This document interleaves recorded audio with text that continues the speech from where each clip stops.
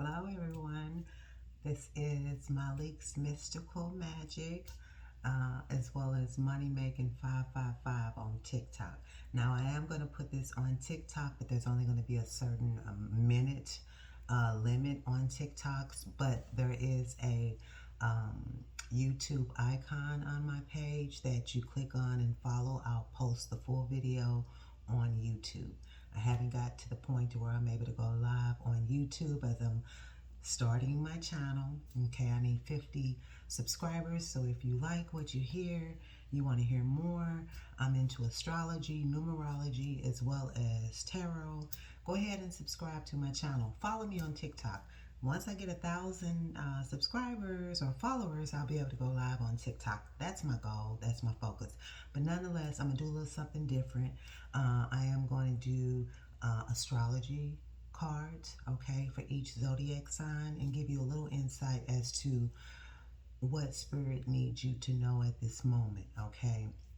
If you have your natal charts, check those out, compare those to the messages. I would like for you to look at this for your sun, your moon, your rising, your Venus, and your North Node placements, okay? And I'll give a little description of each card that I pull. We're going to be using the Black Moon. This is the Black Moon astrology cards here, okay? And just to make sure that since we're in Cancer season, it's about self-love, it's about self-care, nurturing. You got to nurture yourself before you're able to nurture anybody else. So we're going to do the Sacred Self-Care Oracle, and then I'll roll the dice. Okay, actually, you know what? I'll hold the dice for later on because astrology cards is going to kind of read the same thing. So without further ado, welcome, okay, for another session of Malik's Mystical Magic. My name is Malik, okay? I am on TikTok as MoneyMaking555. Follow me. I am on YouTube as Malik's Mystical Magic. Subscribe, like, okay? Help build me up. I do have a lot of knowledge that I want to share with the collective, and it's been nudging me, and it's time. So without further ado, we're going to start off with the Aries, okay?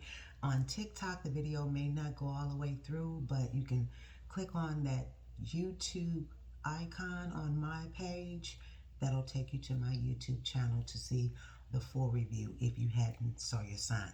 So without further ado, let's get into it for Aries. Sun, Moon, Rising, Venus, and North Node placements. 3-card pull. What is it that Spirit wants you to know right now? What is it that is going to be activated in your natal chart? Okay, what is it that is coming towards you, Aries? Spirit guides, guardian angels, ancestors, ancient wisdom, archangels, universal energies, and the divine source, most high. Can't forget that. Please show me the messages. 3-card pull for Aries. What is it that Aries need to know right now? What areas of life that they need to be aware of at this moment? Thank you so much, Spirit, Aries. Okay. Aries, Aries, Aries.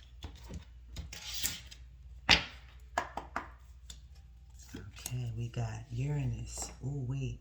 There's going to be a Mars conjunct Uranus on the 15th, okay, which could be significant to you. That's something that is unexpected. It's unexpected action. That is a collective energy, so you may be expecting this, but that's 9.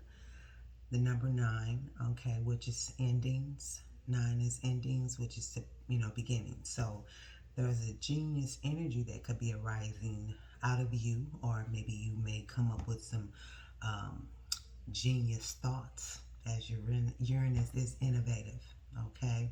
And then we have the 6th house, 30, the number 30, okay? So that's routine, working collectively on a routine. And then also the 3rd card for you is void, of course, moon, which is missing. That's number 52. Break that down. That's a 7. Okay, so numbers, for those who are interested in numbers, we have Uranus at 9, we have 6th house at 30, and we have void, of course, moon missing at 52. Bottom of the deck is part of fortune. It could literally be, that is, part of fortune is where you're most happiest, okay, in life. So wherever part of fortune sits in your natal chart, that is where you are the most happiest. That is the where you'll receive the abundance, where you feel like you're exerting your purpose, like, the part of fortune. Okay, so that's at the bottom of the deck, and that's called increase. Okay, so without said, that's 45, which also breaks down to a 9. So let's get into Uranus. Uranus is the ruling planet of Aquarius. We're talking about Aries, okay? So Aries, basically a sudden bolt of surprise that causes chaos, okay? This is the Great Awakener.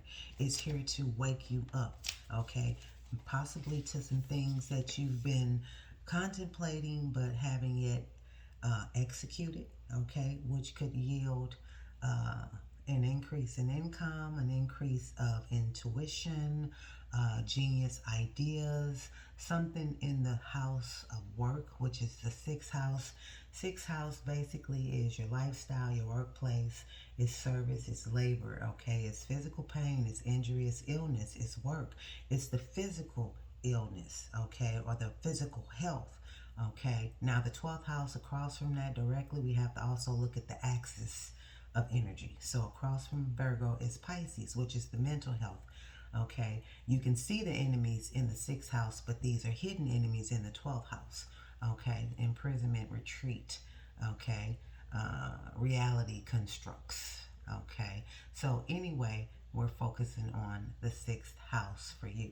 So basically, when we get the Uranus card for Aries, rapid changes, shocks, jolts, sudden transformation, the unexpected, revolution, okay, government overthrows, okay, rebellion, bucking against authority, turbulence, an upset in the unusual patterns, unpredictability, being knocked off balance, relocation, feeling shattered, being erratic, not staying on course, innovation, originality, novelty, the taboo, the sense of being different, going against the status quo, countercultural, the avant garde, alienation from your peer groups, estrangement, autism, genius, intuition, intelligence, ingenuity, innovation, bolts of insight, a leap in consciousness, acts of discovery, computers, the World Wide Web, brotherhood and sisterhood, homosexuality and bisexuality, transgender people, skies, lightning, thunder, stormy weather, pewter, electric, blue, oddballs, nerds, science, physics, electromagnetism, research, technology, robots, science fiction, flight, space travel, planets, outer space, UFOs, aliens, and foreigners. This card in the tarot deck represents the tower. Okay, so when you see the tower, there's something that has been a realization, an unexpected change. Okay, that is what Uranus brings. Uranus is unpredictable. It's a wild card. You never know what you're going to get, but it is literally something that you will never be able to identify prior, but you know it's going to be something that changes the way that it was before, okay, when Uranus is around. So change, revolution, shocks, genius, technology, alternative lifestyles. So that is for you, Aries. Now we're going to go to the 6th house, which I've already talked about the 6th house, but I'm going to give a little more insight for those that want to know. 6th house really is about pleasure, laughter, parties. Okay, no, that's the 5th house. I'm sorry, that's the Leo's house, the fun house. Okay, we talking about the 6th house, which is work and labor. Your job, how you work, what you're working on, responsibility, duties, diligence, volunteer work, making sure all details are covered. Looking at the small things, you know how Virgos are. That is their house, their ruling house, sixth house.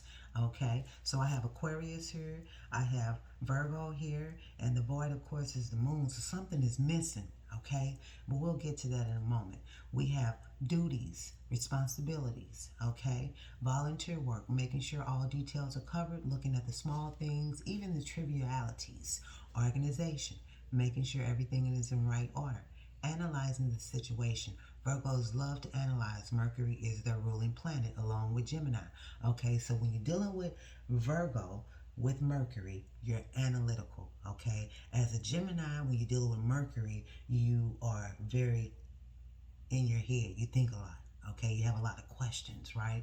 And so, anyway, getting back to the sixth card here, we're talking about analyzing the situation, efficiency, productivity, the body's condition, the digestive disorders, the colon, the stomach, and the esophagus, health foods, and diet, a focus on physical, mental, and or spiritual healing, alternative medicines, and healing modalities, forming plans, keeping matters in order, medical buildings, hospitals, and nursing homes, doctors, shamanism, nature, cleanliness, antiseptic, purification, the colors brown, tan, green, and off-white, keeping the books, numbers and letters, studying, learning, books, bookwork, libraries, editing, being alone, having logic, small factors.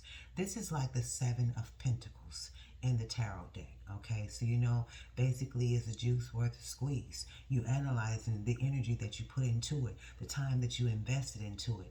And Pentacles is about time. This is earth energy. Okay, so you're looking at all the time that you put into something and wondering, is your investment paying off? Is it yielding the results that you're expecting it to yield? Okay, is this routine something that you want to continue to do as far as work is concerned? So this is daily work, healing, thought, discernment, small animals, employees, and orderliness, okay, because sixth house does govern pets as well. Okay, so Aries, we're still on you now. Void, of course, that is the next card. Something is missing, okay? Something is missing, so let's talk about it. And so 52 is the card for you that breaks down to 7. And if you look at 7, 7 is the divine connection, okay? And just give you a little bit about me. I am a Libra sun. I am a Virgo moon. I am a Virgo Venus. I am a North Node Capricorn. And I'm a Libra rising. So I got a lot of earth in me and a lot of air in me, okay? So with regards to that, this is so pivotal for me as an Aries because as a Libra, that's my opposite polarity is Aries, right? So I can see this right now. But nonetheless, just kind of want to let y'all know a little bit about how detail oriented I can be, okay? And how analytical I can be mentally, okay? And when I deal with things that are matters of value, what's valuable to me, I look at it in a Virgo way. I can be critical at times, but at the end of the day, I'm going to try hard. I'm going to give my all. I'm going to have that determination, okay? I'm going to have that long-term goal, focus, and I'm going to criticize it and critique it and make sure it's what it needs to be for me. But nonetheless, that is what these energies are coming for you, Aries, okay? Void, of course. This is basically all is not what it seems, okay? This card may be daunting, but it may not be good or appropriate time to answer the question. As it is now, the results may not be what you want. So basically, this is a brief description of this card, okay? And I'll show you. So this is Uranus. We talked about that. This is Aquarius ruling planet, Uranus, okay? So there's something that could be an enlightenment that could be coming that could bring you some genius ideas that could also increase your money, part of fortune, bottom of the deck. And then since we're talking about Pluto, transformation is right behind it, okay? So at the end of the day, sixth house here and void, of course. So void, of course, basically weather cancellations, frustrations, delays, vagueness, hollow feelings, a sense of everything being unreal, emptiness, making mistakes, and other bad decisions. Promises not met, unfulfilled plans, the sleeping mind, not paying attention, false starts, matters remaining unresolved, a time to wait a while and start over, a time to float or rest, serendipitous, occurrences, a time to disconnect, things begun requiring adjustments later, okay? Inconclusiveness or wrong medical results, an unfavorable time to apply for a job, get married, or for non-routine medical procedures, okay? So this is like the Eight of Cups, walking away from something that you've put all of your love and energy into, okay? You're walking away from the emotions of that as it did not serve you what it used to serve you, okay? So Eight of Cups is you're walking away from the emotional um, attachment that you have to something. This is the moon here. So the moon does reflect or talks about emotions, intuition, feeling. So basically, this is about being silenced, failed judgment, false readings, wasted effort, the wrong choice, missed opportunity, sleep, and recovery. Okay, so this is for you. Okay, Aries. So I'm going to pull you a self-care. Okay, one self-care. What is it that Aries need to know with regard to self-care? Spirit guides, guardian angels, ancestors, ancient wisdom.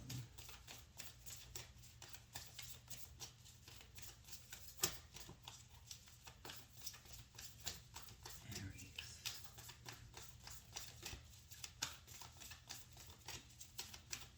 One card for Aries, please. Thank you. Okay, well, Spirit said otherwise. So we're going to take these 4 cards. So Aries, create art, okay? Get creative, create art. You may need to focus your energy on maybe something isn't working, the way you want. Maybe there's a delay, okay? A change in plans because Uranus comes in. That's an unexpected sudden occurrence, you know what I'm saying? So maybe there's a delay somewhere. So create art. That is a form of self-care. Make a meal, okay? That's another form of self-care. Preparing food. When you have good energy, you put that energy into that food's gonna come out right, okay? Now, sync with the moon. Interesting, because the moon is in a void, of course, there's something missing, so maybe you need to connect to your intuition, connect with the moon, okay? Do moon magic, okay? Which is the moon. I love doing moon manifestations, moon magic. So sync with the moon, okay, to find balance. This is 51 equals 6. 6 is balance, okay? And this here is 32, which is 5. To change up the energy, do something creative. Cook, okay? This is 17, which breaks down to 8. There we go. To keep things in harmony and in balance, you need to create some art, okay? And so then the next thing is movement. 36 is 9. Okay, that build up of energy in your body, you need to exert it, okay? Move. It's interesting. Aries is the sign of action, okay? It's the first house, okay? It's the start of the spring equinox. It is a cardinal energy, which means that it's an initiating modality, okay? So with that said, it could definitely be about the vibe that you want to get back into, and movement could be that for you, okay? Now, I think that's it for you, Aries. Until next time, of course, I'm going to come out with something different. I'm never going to be the same way when I do come out, but I hope that you, Aries, have found some insight into the messages that I've displayed for you today. Namaste and Ashe. On to the next, which is Taurus. Hello, Taurus. This is Malik's Mystical Magic on YouTube. My name is Malik.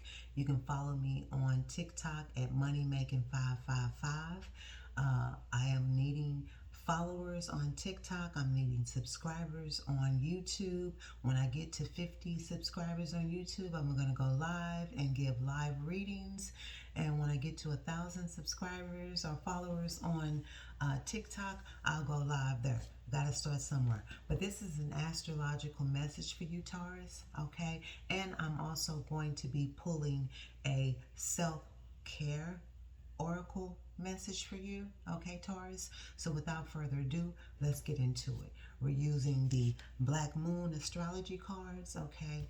I am an astrologer, I'm a numerologist, as well as a tarot reader, okay? So with that said, let's get going. Taurus, spirit guides, guardian angels, ancestors. This is a 3-card pull for Taurus. What is the message that Taurus needs to see? Thank you, Spirit. Sun, Moon, Rising, Venus, North Node. Taurus. Oh.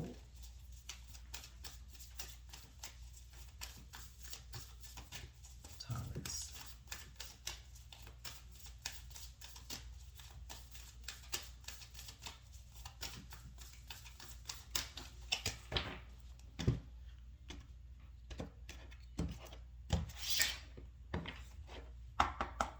Taurus, we have Uranus. Whoa.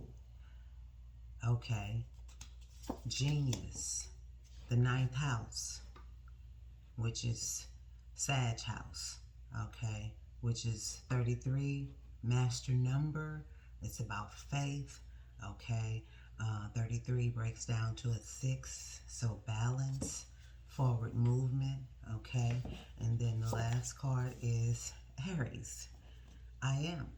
And that's the mantra for Aries. I am. Okay. So let's break that down. We have the zodiac, we have the house, and we have the planet. At the bottom of the deck, Mars. So we got some fire. Even though we're talking about Taurus, we got some fire here, which is force. 5. Change, a pivot, a moment that needs to be, because you got 9 here with Uranus, which is coming to the end of something. You having the faith, your belief system, the 9th house. The 9th house is basically your philosophy, your religion, higher education, international affairs, publishing, advertising, travel, your world view, journeys, places of God, okay, spirituality, divination, things of that nature is what the 9th house stands for. Here it says faith. And so at the bottom of the deck is Mars. Okay, so let's go ahead and get into it without further ado. Uranus, I just went through Uranus with Aries. Okay, so that's something unexpected that could be coming into your world. And I'm just going to give you some brief descriptions of what that is. If you're into astrology, get your natal chart. Find out where Uranus is in your natal chart. Not only where it is now, where is it transiting in your natal chart. Okay. Uranus is in Taurus right now, so you are the zodiac where Uranus and Jupiter, if I'm not mistaken, is in Taurus right now. So without further ado, I don't have my system up right now where I'm able to see the current planetary alignments, but from what I'm understanding, Jupiter and Uranus is in Taurus right now. So wherever that is in your natal chart, this is like the tower in the tarot deck. This is something unexpected. Okay, this is like transformation. This is a change, a revolution, a shock, something regarding geniusness, technology, an alternative lifestyle. Okay, now I'm not going to go into everything because Aries does have this card, and I went into the description, full description of what that is for Aries, but you got the same card. So there could be some rapid changes, some sudden transformations, because it is like the tower in the tarot deck. Some unexpected situations that may occur, some revolutionary things. Okay, so basically feeling shattered, feeling erratic, not staying on course. This is innovation, originality. Uranus rules Aquarius. This is their ruling planet, Aquarius ruling planet. Okay, so it's about a change. So there's a change coming your way, Taurus. Okay, now 9th house, you're being asked to have faith. Okay, so let's get into that. Okay, and that is basically the house of faith. Okay, it is Sagittarius house, which is ruled by Jupiter, okay? And so we're looking at travel, shipping, long journeys, passengers, a sense of adventure, exploration, new frontiers, traveling outside yourself, spiritual journeys, relationships with foreigners, understanding other cultures, philosophy, a common mysticism, occult explorations, esoteric knowledge, mysterious wisdom, vision, astrology, divination, the older forms of divination, science and scientific institutions, Ivy League colleges and universities, professors teaching, old churches, temples, okay? And this is kind of giving me the Hierophant energy right here. Um, but courts, documents, Bibles, religious books, and texts, publishing and publishing houses, editors, magazines, and books, card games, vision boards, the old world or the Holy Land, priests, nuns, holy people, prayer and asking for prayer, grace, spiritual protection, religion, but usually not for the fundamental type of religion, okay? Religious ceremonies, horses, dogs, and livestock, good or bad luck. This is saying have faith. So this is like the Three of Wands. This is, you've put a manifestation out there. You're waiting on your ships to come in, okay? You're at the dock of the bay, so to speak, waiting on your ideas to come to fruition. You done already made your plan as to what you want to do. You're waiting on them ships to come in. So this is the Three of Wands in the tarot deck. This is also about media, publishing, long distance travel, education, churches, divination, and astrology. You may be getting into astrology right now. You may have an unexpected idea, a genius idea that brings about some faith or the use of ninth house topics to resonate with who you are, okay? You might have some strong Aries placements. Check and see where Aries rule in your natal chart, okay? But Aries is the first zodiac sign, okay? It starts the first, the beginning of the new year in an astrological meaning, okay? So let's go to 13, which is 4. So that's stability, that's protection, okay? So let's see here. Aries.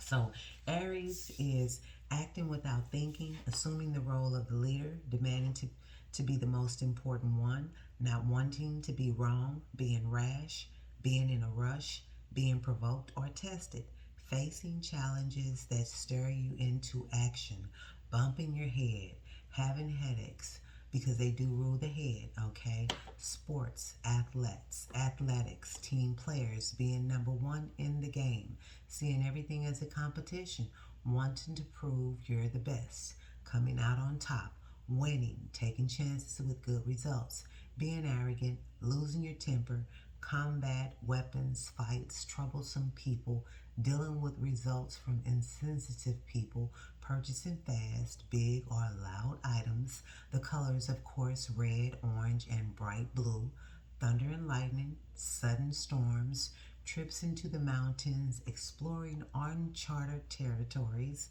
the vastness of nature, the love of large or strong animals. This is like the Ace of Wands in the tarot deck. So this is like new ideas, new beginnings, okay? So there's going to be something that is unexpected that's going to have something to do with ninth house topics, your faith, okay, in which manner that you move about, and it's going to be about you, self, you are, okay? And so it is the Ace of Wands. So basically it's the competition, it's the zest, the lust, the speed, the feeling stirred, being a leader, weapons or sports, okay? So you may have an unexpected realization to teach or learn something that is about spirituality, faith, religion, publishing, things of that nature. You got a new idea here. This is who you are, and you got to put action to it. 5 is action, okay? 5 is Mars. Mars is the ruling planet of Aries. So you got to put action to what it is you want to bring to fruition, if that's what you've been thinking about, Taurus, okay? So with that said, let's go ahead and get a self-love oracle for you. What is it that Taurus need to do right now to care for self, since we are in Cancer season. This is about nurturing, self-love. You got to be able to love yourself first before you love anybody else, okay? So definitely, let's see what that is for the Taurus. Thank you, Spirit. What is the card message for Taurus when it comes to self-love?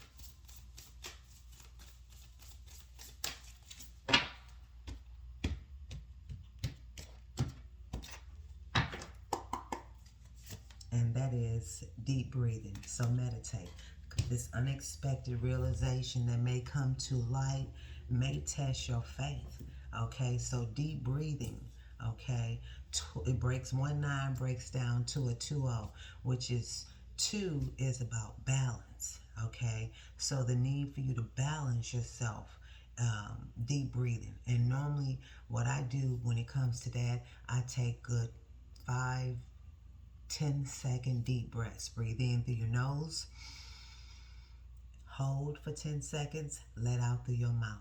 Okay, meditating, deep breathing is what Most High is asking, because apparently there is going to be some type of force, some type of action that needs to be taken with a new idea that has something to do with Nine House topics, your faith. Okay, it's going to be unexpected. Okay, so that's the message for you, Taurus. Namaste and Ashe. Hello, Cancer. Happy birthday season to you, or solar's return. Since we're in Cancer season, I'm going to come out and I'm going to do 3 card pull for Black Moon astrology cards and a 1 card oracle message for self-care, self-love. Okay, so without further ado, let's get into it. Spirit, what is it that Cancer need to know at this time from the astrology, Black Moon astrology cards? Spirit guides, guardian angels, ancestors, ancient wisdom, archangels, the divine, universal energy, source, most high. Show me the 3 messages for Cancer. What is it that Cancer needs to see? Thank you.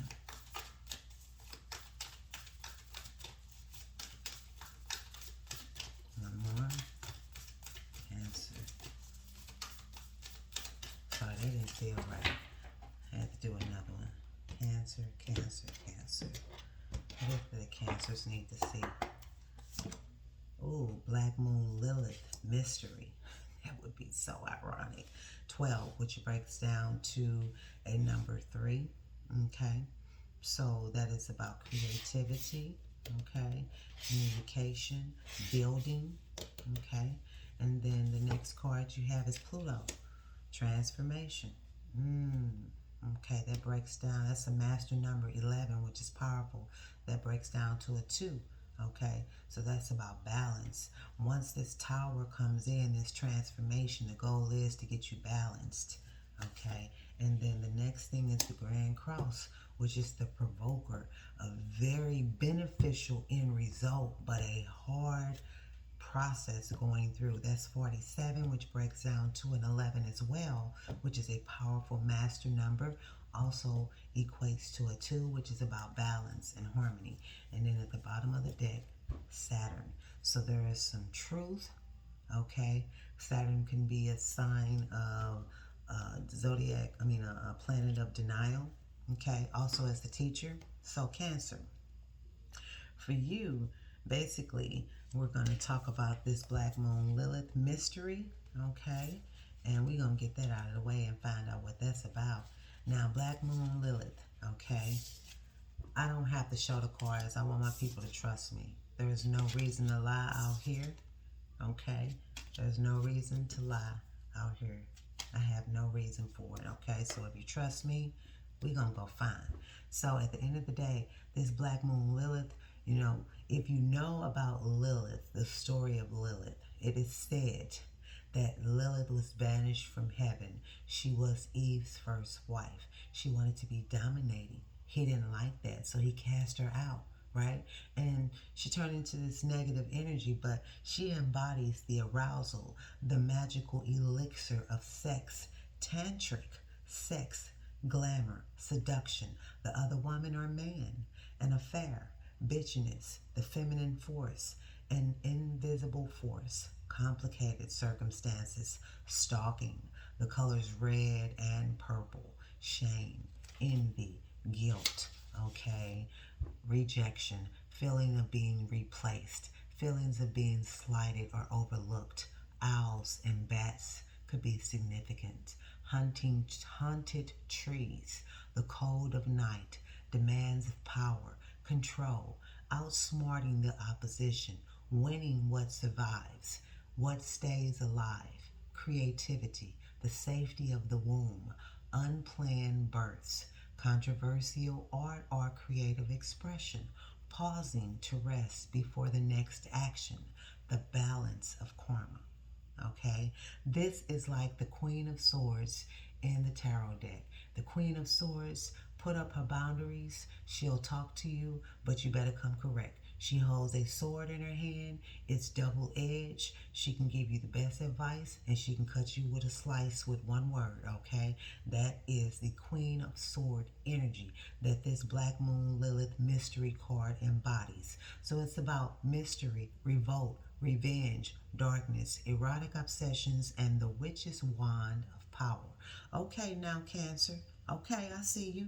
And then we're dealing with Pluto, which is transformation. And literally that, everybody know about Pluto. If you don't, it, find out, okay? Because Pluto is about destruction, creation, regeneration, passing away of the old and bringing in the new. People you may know passing away, funeral homes, mortuaries, hospitals, sewers, okay? Latrines, bathrooms, dumps, graveyards, that which has been buried, decay, hidden or unseen things, ghosts, spirits, dark entities, hauntings, the occult, dark magic, sorcery, tunnels, the underground, vampirism, gothic culture, weather, the genitals, procreative systems, and the lower colon, crossroads, divorce. Queen of Swords, somebody who's been divorced before. She been there, done that. So she can sift out a lie. She can break through the truth, okay? And so also, this is pulling on that Black Moon Lilith card right there, that mystery. So it's also crosswords, change in finances, the calling back of non-essentials in life, a twisted outlook, profound rebellion, the colors black, purple, and maroon. Okay, so in the tarot deck, the transformation Pluto card indicates the Six of Swords, and that's literally mentally being drained in troubled waters and going away to calmer waters. Okay, so that's what the Six of Swords is in the tarot deck. That's what the Pluto card here in astrology transformation means. You're going from something that was old, something that was just too much for you, okay? You're going from troubled waters to calmer waters, okay? I like. So basically, this is about another card of transformation, endings, beginnings, new ways, the end of the old, and an intensity in doing that. Pluto is like TNT for the psyche, okay?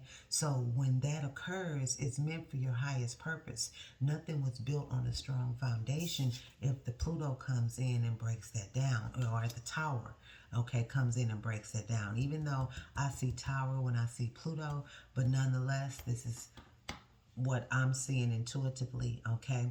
So this is what I think is very important for you, okay?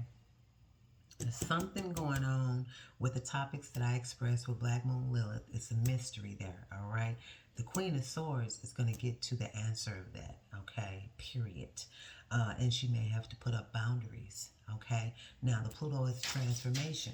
Something coming, and some just fell off my wall, okay? Which is, to me, an omen, a sign, okay? So, Cancer, we'll go on, and we're going to go to the Grand Cross, which is the provoker, okay?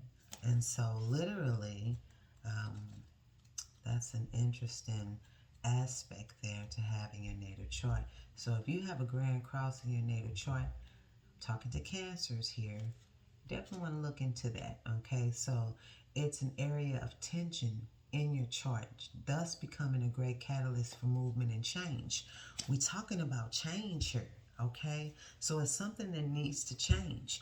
And Saturn is the planet of karma, it's the planet of truth, it's the planet of teaching and learning lessons, okay? And literally, it is about frustrations, being overwhelmed by the reality of situations, balancing things out. Okay, what did I say? 47 breaks down to an 11, which is a master number, which breaks down to a 2, which is equating to balance, right? So we got balancing things out. Analysis paralysis, unreadiness to move or act, the mulling over matters, building a foundation, keeping an eye on the prize, an identity crisis, focusing on self-worth, initiation, needing to act, a sense of poverty, the need to scavenge, hard luck, not being given a break, direction, focus, earning trust, implementing change, the need to be more flexible, encountering resistance, time for healing, a time for reasoning, feeling hurt, victimization, feeling misunderstood, a realistic look at the future, going through the motions, an unfavorable time to act on impulse. So this is about the Nine of Wands in the tarot deck, okay? Which basically means keep going. It's been a struggle, but keep going. Don't give up. You will reach the 10, which 10s are endings that bring new beginnings. So you're at the end here, okay, when it comes to breaking this down as far as what this means in the Rider-Waite tarot deck. Nine of Wands, okay? We already know Nine of Wands is like the wounded warrior. So you are here to have that pressure, okay? Saturn is about discipline. It gives you lessons to teach you if you know how to be responsible, okay? If you have the maturity needed in order to take action on these things, to transform, okay? You're being advised to transform. It might be something that is very tense and hard, okay, that have something to do with a dark entity, or let's say a dark expression of self. But that's okay. You will be able to get the truth. Don't deny it. What Pluto is bringing up in you, TNT for the psyche, pay attention to that. Take action on that. It may be tense, but you're walking in your truth. Nine of Wands is don't give up. Keep going. Okay, you wounded. Yeah, you done been through something, but you'll be coming out of it, Cancer. Okay, so this is about pressure, discipline, frustration, growth, defensiveness, competition, and victory. So with that said, I think this reading, Cancer, does need a self-love card. So Most High Spirit Guides, Guardian Angels, what is it that you need the Cancers to know with regard to self-love? One card, please, or whatever you feel is needed. Thank you, Spirit. Cancer, what is it that they need to know right now? Cancer.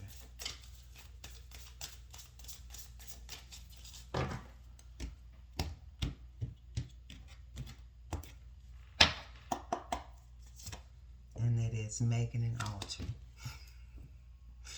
With the type of energy here, which it seems like it's going to be some deep, dark, intense energy, okay? Just know that it's for your highest purpose. It is definitely there to provide you with the truth that you may not be seeing with this right here.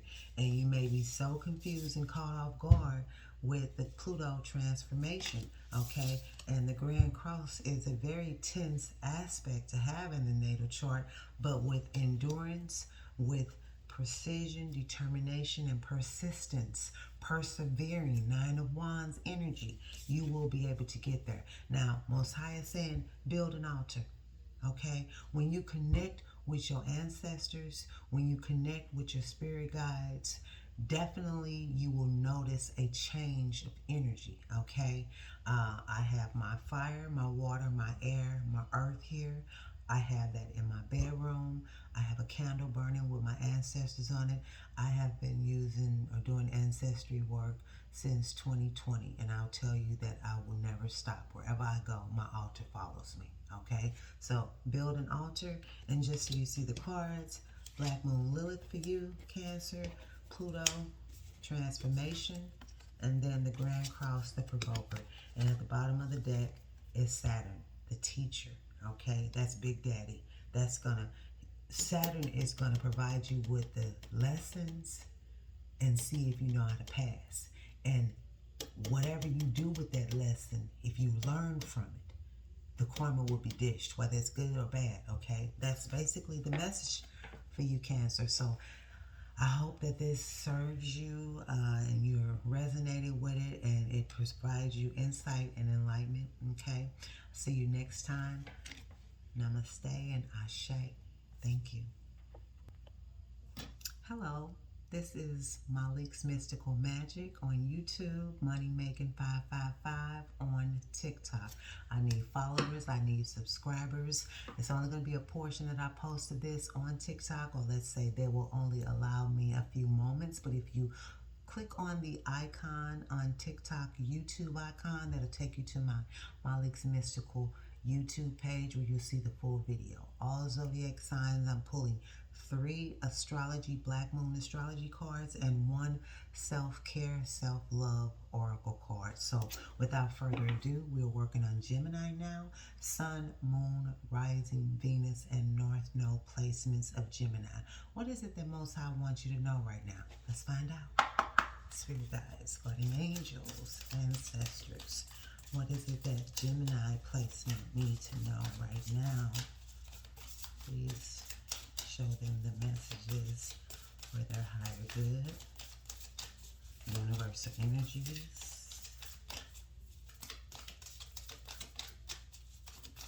Gemini.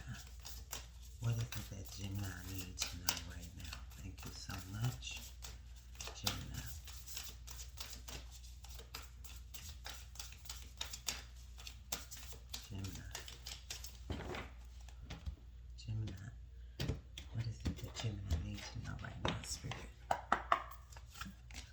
Taurus, I have. Okay, Taurus. So you have the energy of Taurus, which is I have. You have the sun, which is your spirit, your life force. Okay. Then also you have Sagittarius, which is interesting because Gemini shares the same energy axis of Sagittarius. 3rd house is Gemini, 9th house is Sagittarius. So this is about what you see. Okay, Taurus is about what you have, and then Sagittarius is about what you see. And at the bottom of the deck, we also have the Grand Cross, which is the provoker. I just said the full description of the provoker in the Cancer's reading. If you go back, you'll get the full description, but for now I'll give some topics related to it, not overall. Okay, but nonetheless, what I'm seeing here, Taurus, is about what you have. Okay, so that's a 14, which breaks down to a 5. Maybe you need to change what you have. Maybe you need to value what you have and what you want. Okay, so let's see, Taurus. Okay, Taurus, this is basically about what you own and what you're working to own. Banks, bank accounts, investments, money in hand, and cash flow. Okay, Gemini, credit, loans, accounting, stocks, real estate, sentimentality. Okay, I might be saying it wrong, but y'all, I do have a different dialect, but that's who I am. Okay, elegance, ballet, singers and singing, painting and the art galleries, being stubborn, sticking with things, never backing down, appreciating what is material or practical, love of possessions, being skeptical, bullishness, sarcasm, not seeing the value in the non-material, wanting to parent others, having to wait and be patient, procrastination, independence, doing things on your own, being honorable and responsible, being reliable, being tough-minded yet compassionate, being placid. Okay, the colors are brown, green, and orange. This is about fairies, elemental spirits, forms and formers, being greedy, because this is about agriculture. Taurus represents agriculture. Okay, luxuries, comfort foods, and seeking pleasure. This here represents Taurus is the Hierophant. Okay, in the tarot deck. So this is about your beliefs, what you feel that you need to have. And so the ninth house is divination, spirituality, study, higher education, worldview. So Gemini, this is opposite of you, which is about communication, writing, publishing. Okay, so you're writing in the third house. You could be publishing in the ninth house. Okay, this is about your neighborhood. Okay, your technical skills. Okay, so Gemini, this is about you, and this is basically saying seeking pleasure. It's about comfort, nurturing, steadfastness, materialism, money, and what is owned. Okay, what is valuable to you? What is it that you have? Your possessions. Okay, do you need it? Do you want it?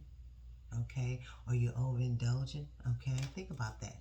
But the planet here is the sun, spirit, which is one.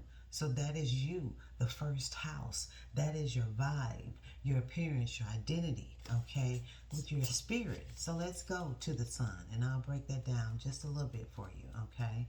And so the sun basically in the deck here is, the sun is this here.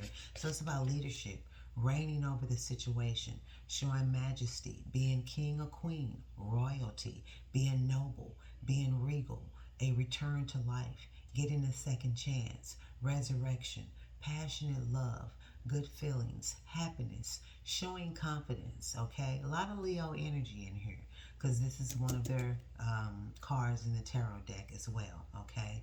Exhibiting grace, generosity, cats, summer months, tropical areas, patties, bonfires, okay? Parties, bonfires, cookouts, the colors orange, red, and gold, decadence, sometimes bad taste, the heart, the liver, and the upper spine, heartburn, dealing or working with children, censoring the inner child, except on special occasions, okay? Gaining favor, winning prizes or awards, finding your divinity, Buddhism, radiating wisdom and light, castles and grandiose homes, new furniture, being noticed, what is shining bright, allowing yourself to shine, gold medal, juries, mirrors, being willful, acting in your own interests, dignity and pride, conceit, being fair, having integrity, supporting the underdog. This represents the sun in the tarot deck. It is what it is. And it kind of has some connections to the shiny things that Taurus likes, okay? So this could be something that could be dealing with your life force, your power, your influence, your radiance, the heart chakra, stage presence, and charisma. Okay, so we'll go to the next one, which is Sagittarius, IC, which is the same energy axis of the Gemini. Okay, so we'll go there. That breaks down the 21, which is 3. Okay, building, collaborating, communicating. Okay, and so this is basically a card of good luck, favorable conditions, being open and broad-minded, going for the truth. Okay, the sun could be illuminating what it is you need, okay, or have. What you have, is it resonating with your spirit?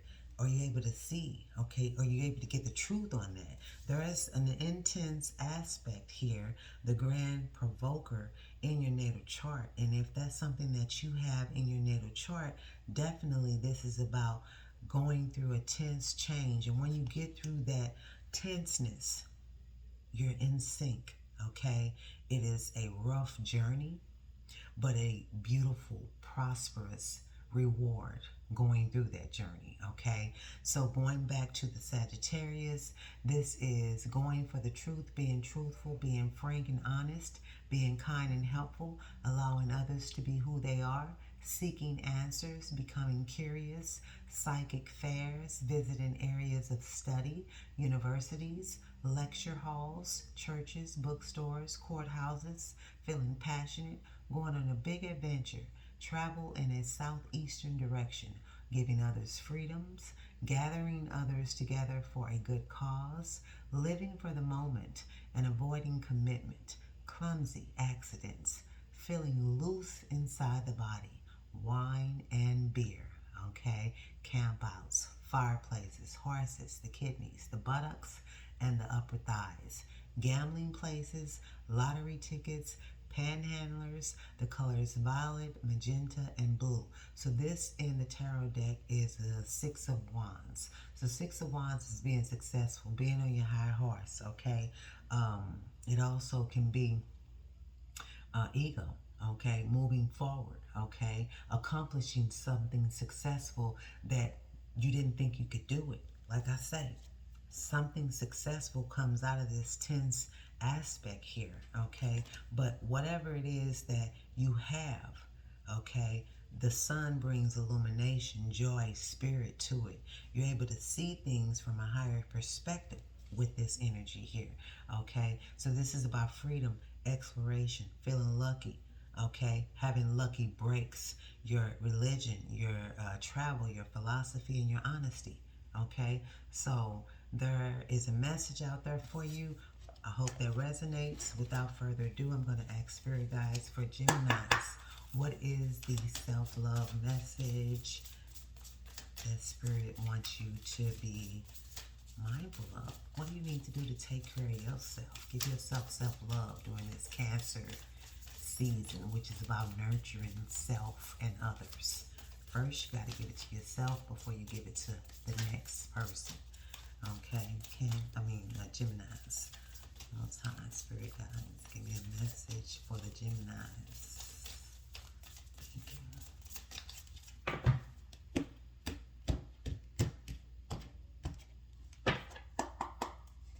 And that is connect with your ancestors. Whoa, that's 14, which 14 is Temperance in the tarot deck.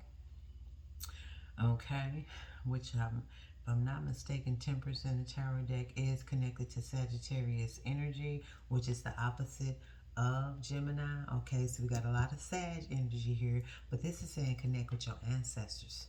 Okay, the stars out in the sky, connecting with your roots. Okay, so that you can be enlightened. You see the third eye? You see the third eye there? So you can be enlightened. What it is you see, okay? The spirit, okay? And Taurus, I have. Connect with your ancestors, okay? Cancer just got built an altar, or maybe that was, Cancer just got built an altar. So maybe you need to build an altar and connect with your ancestors. Ask and you shall receive. Whatever it is you're not sure about, ask for guidance, ask for signs. Okay, that's the message I have for you, Gemini. Namaste, Ashe. Hello, Leos. I forgot y'all last time I made my video, okay? Today, we're going to be looking at 3 Black Moon astrology cards for you, Leos. Sun, Moon, Rising, Venus, and North Node Leo placements. Then I'm going to pull 1 self-love oracle message for you on what Spirit suggests that you need to do for self-care, self-love. So without further ado, let's get into it. Leos, what is it that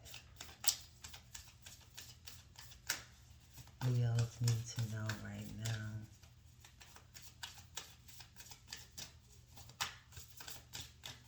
And I might have went out of place with the Gemini Cancer. I can feel it.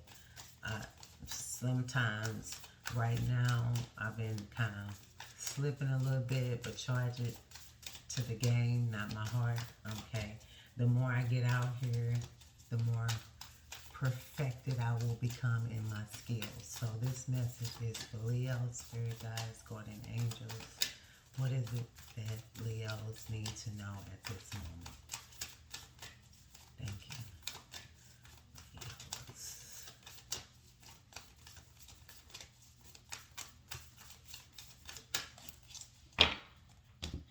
Leos.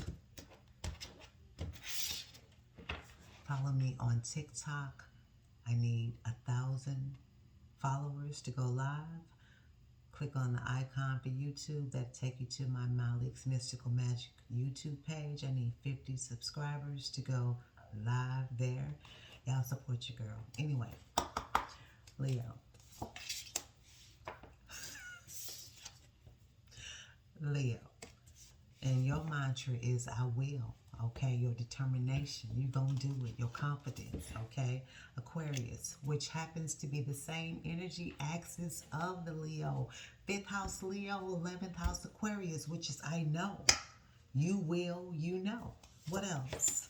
10th house, the world.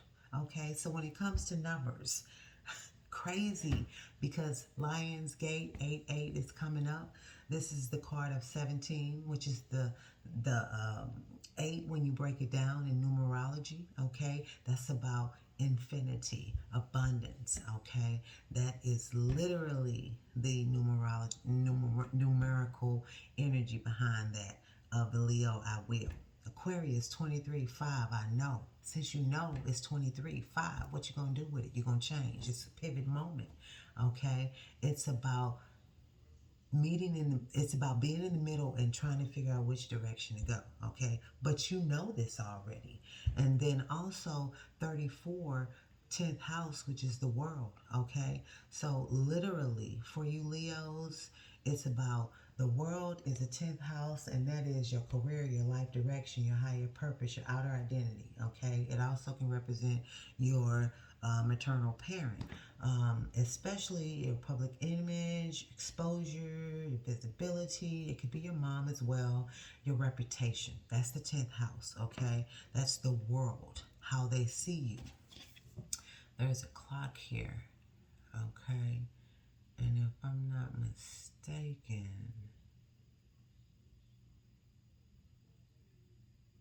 it's almost 10 o'clock. I don't know. But there's a message here. Okay. Anyway, we're going to get into it. The bottom of the deck, boy, the course moon, something you're missing, okay? Something is not taking its place right now, okay? That's the number 52, which breaks down to a 7, so there may need to be a tap into spirit, universal energies to find out or to have that patience, okay? You will do it. You know you need to do it, okay? And the world is going to see it. That's kind of how I see it. But nonetheless, we're going to get into Leo, a few Leo traits, and then we're going to jump off of Leo and go right into Virgo. Okay, so basically with Leo, since we own Leo, we talking about the spirit, the personality, the heart, romance, the state of a romance, okay? The start, of a romance, fun, crazy romances, romantic desires, flings, passion, the heart of the matter, grandiose energies, that which is beautiful and makes a statement, creative invention, a work of art, or being individual, okay? Cats,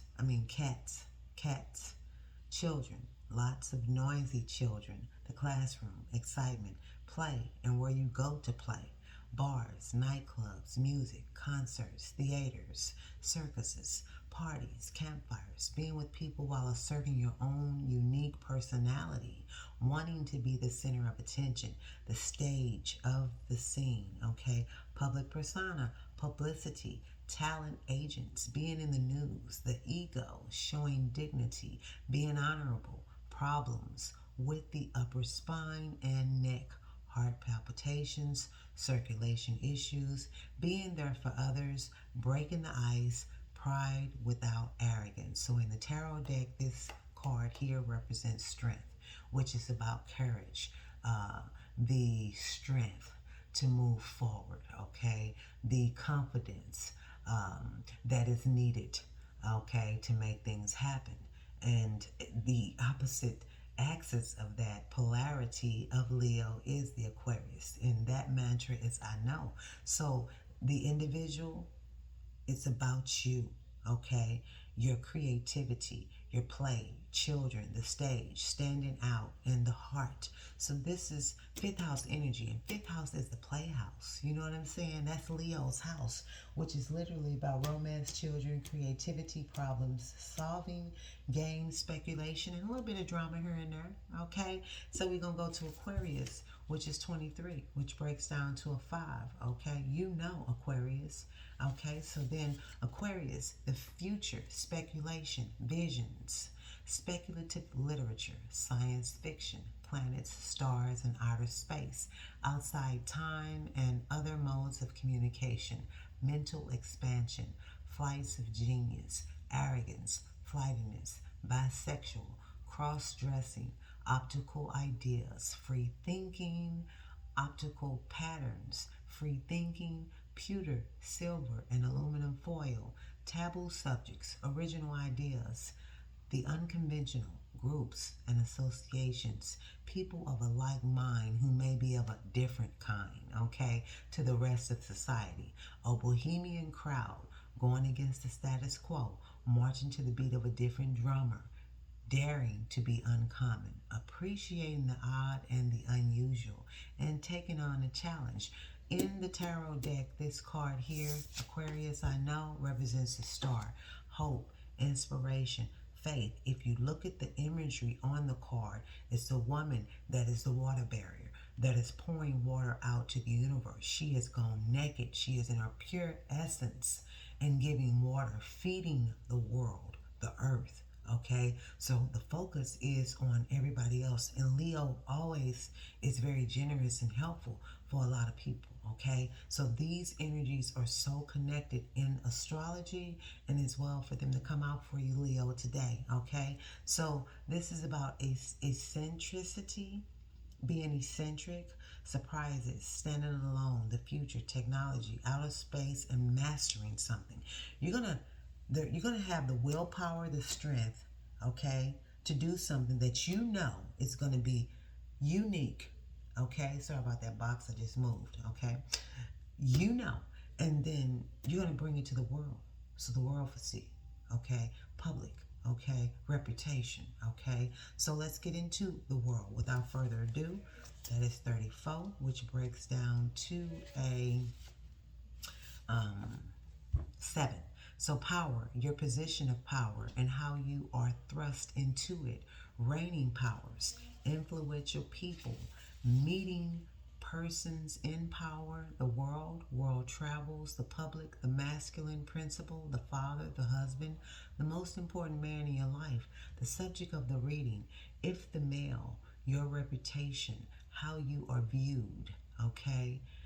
If this is a male that I'm reading for, it's about your reputation, how you're viewed, fame and infamy, your legacy, the upper spine, physical endurance, aging, measure, time, clocks, using others, sucking up to others, okay? Hard work, not working hard enough, planning, diligence, step-by-step success, not overnight success though, being methodical and efficient, banks, privilege, the elite going where the money is, achieving success, people paying attention, the voice of wisdom, ownership, destiny, and the place in the world at large. This is about the world card in the tarot deck, okay?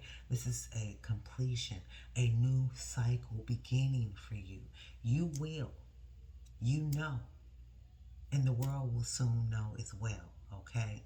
And so this is about your life calling, what you have to do, your career, the mother, the father, glory, reputation, and fame, okay? It might not be coming for you at this moment with the void, of course, in the bottom of the deck, which is about missing, but just stay vigilant, okay? Because you know that when you do roll this out, you will do it.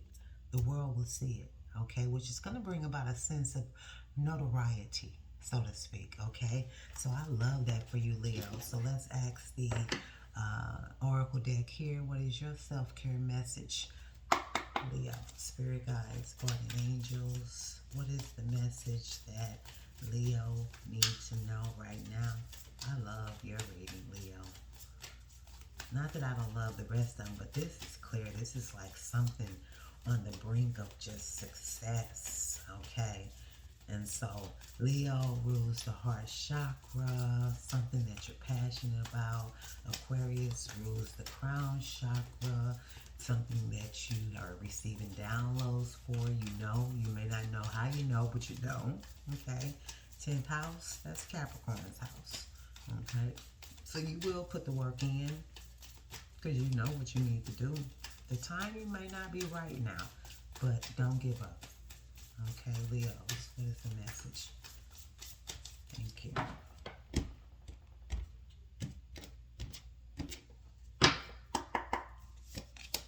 That is make an altar. Oh my God. Okay. Everybody is needing to connect to spirit right now. So there are some Leos I know that have altars, cats, okay, things of that nature. Make an altar, okay? Give thanks and honor your ancestors, okay? If you need to know how to make an altar, Google it. It's simple, okay? I have an altar everywhere I go. I take my altar with me because my spirit guides, my guardian angels, my ancestors, the universe, most high, I have with me at all times. So with that said, I hope this message is received well. It resonates with you, Leo. Namaste. Ashe. Hello, Virgos. This is Malik's Mystical Magic on YouTube. Money Making 555 on TikTok. If you will, please follow me on TikTok. I can get to 1,000 followers. I can go live and do live readings. If I can get to 50 subscribers on YouTube, I'll be able to go live and do live readings there. Without further ado, this is a 3-card astrological black moon pull for you, Virgos, and then I'll pull a self-love oracle card on what spirit wants you to know at this time. So without further ado, let's get into it. Okay, Virgo. What is it that Virgos need to know at this moment? Spirit guides, guardian angels, ancestors.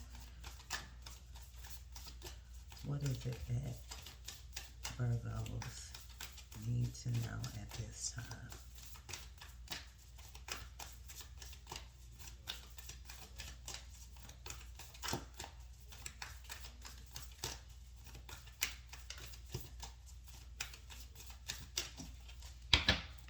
Virgos, Virgos, Virgos. Oh, solar eclipse, revolution. Okay. Part of fortune, increase. Okay. And the first house, which is the body.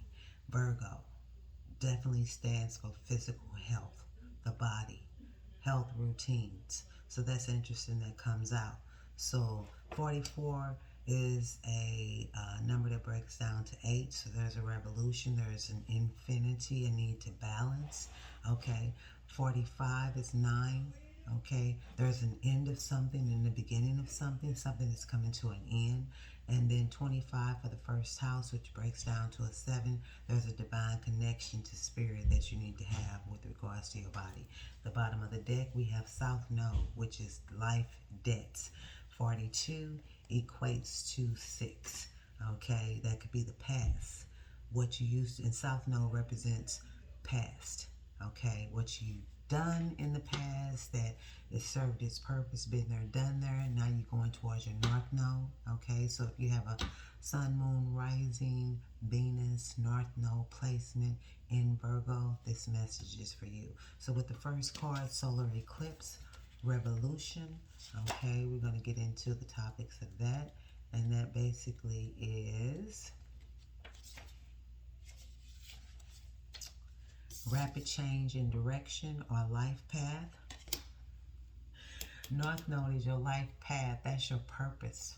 Okay, so this is really talking. If you're into your astrology, this is specifically for those who have their astrology, their natal charts. I also do astrology, natal charts. So tap into my inbox.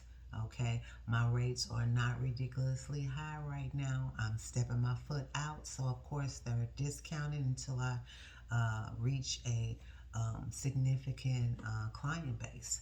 I service a lot of people, but in a more private environment. Okay, I'm a Venus Virgo. I'm a Venus moon. My moon is in the 12th house, so what I do is behind the scenes. You know what I'm saying? But nonetheless, Most High is like step out. So nonetheless, we're going to get back into the solar eclipse revolution for you, Virgo.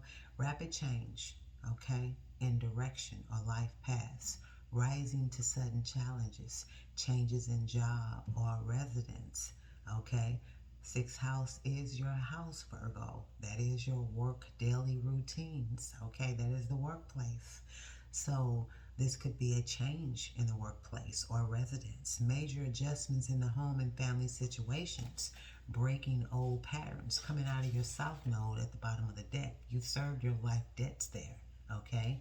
And so basically, this is inherent talents. The gift one is, I'm sorry, I didn't mean to say that. Okay, so um, I got sidetracked. Breaking old patterns, being pushed in new directions, self mastery, working with the shadow, feeling lost, being in the dark, facing what needs to be faced, willingness to reinvent, being thrown off balance, then finding your balance once more, a shakedown, starting a new path, being zapped into awareness, becoming present, being required to awaken, no longer being able to rely upon the familiar. So this is in the tarot deck, Two of Wands. This is planning, progress, forward movement, deciding which direction you need to go because you know you need to leave from your south node. We've been there, done that. Okay, this is your past. This is what you've learned that you're going to take with you towards your north node, which is your life purpose. Why are you put here on earth? Okay, so that is very significant. So this is about crises, change, divorce, dissolution, breakdown, build up, relocation. This is what eclipse does. What is being eclipsed out of your life? We have an eclipse coming up. I think again. Now, North Node is in Aries, South Node is in Libra. So when you look at your natal chart, what are you letting go in the Libra house? And what are you heading towards in the Aries house? Think about that now, okay? Now, part of fortune is the increase, which is the next number, 45, okay? And that is literally inherent talents, the gift one is born with.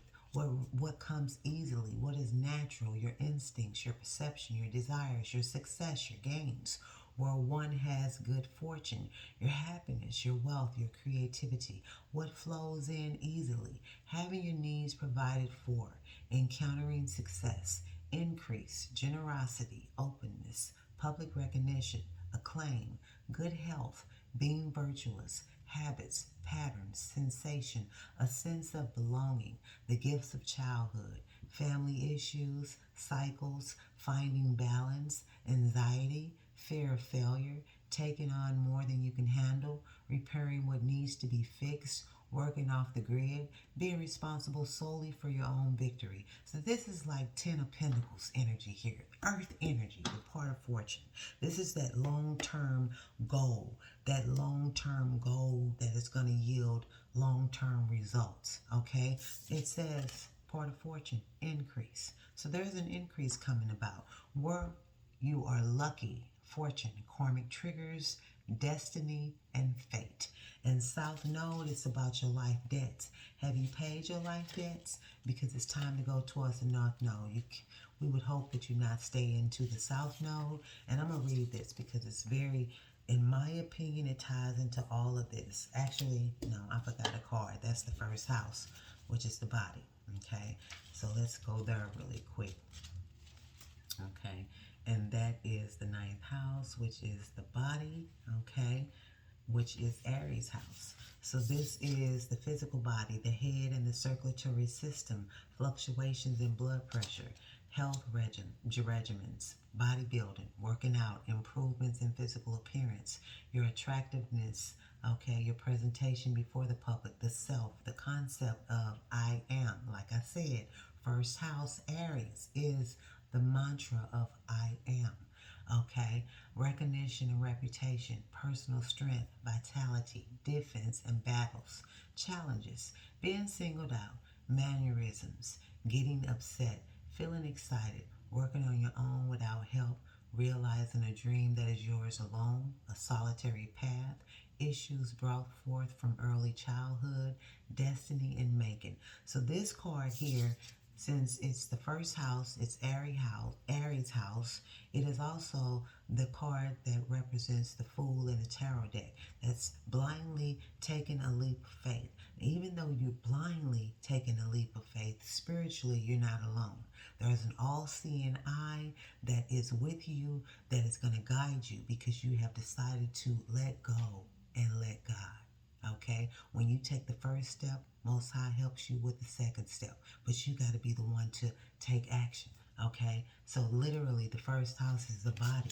Okay, so this is your appearance, the subject of your question, the way you come across, beginnings, new projects, new starts, the body, the face you show to the world. Okay, so that is very important right now because there are some Virgo traits that I pulled out of all of this right here. So you'll be able to resonate with it, but these are the 3 astrological messages with the bottom energy being at the bottom of the deck, and that happens to be South Node, which is restrictions, challenge, inborn gifts, dramatic, okay, sweeping change, doors closing while others opening, breaking free, okay, psychic breaks that bring on full potential, endings, usually without long-term trauma, letting go, wake-up calls, repetition, skills performed without much thought or effort, deeply held beliefs, the law,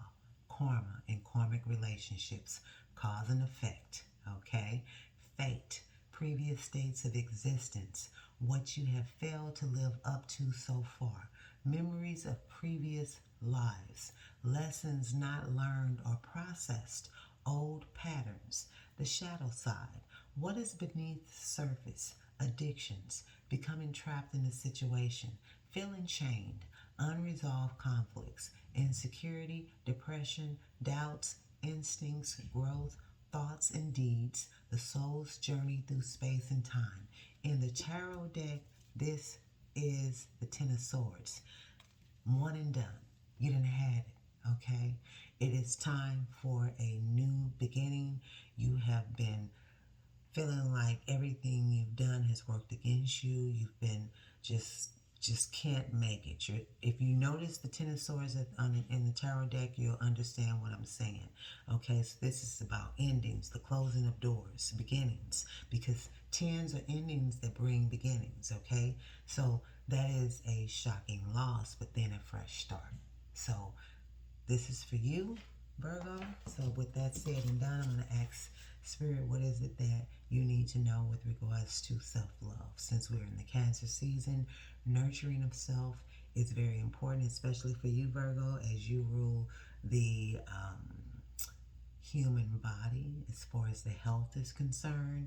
When it comes to your physical health, Virgo, that's you. Now, you're opposite from Pisces, which is the 12th house, which is the mental health. They can intertwine with each other. So make sure you're taking care of your body, okay?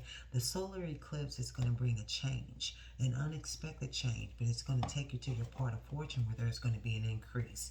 You got to take action, okay? You got to take a leap of faith, okay? And you got to leave what doesn't serve you anymore behind with the South Node, okay?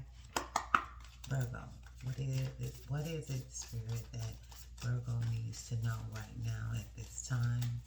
What is the self-love message that Virgo needs to know at this time? Thank you so much, Spirit. Virgo.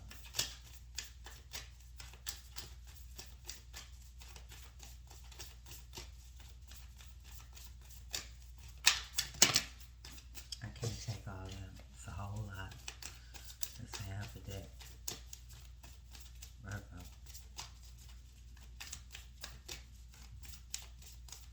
And if y'all really want to know about me, I have a packed first house, okay? I have a Libra stellium. I have Mars, Uranus, Mercury, Pluto, conjunct Mars on my ascendant, okay? So, it's a lot of movement there. Anyway, Mars is action. Mercury is action. Uranus is eccentric individuality, okay? So, anyway, Virgo.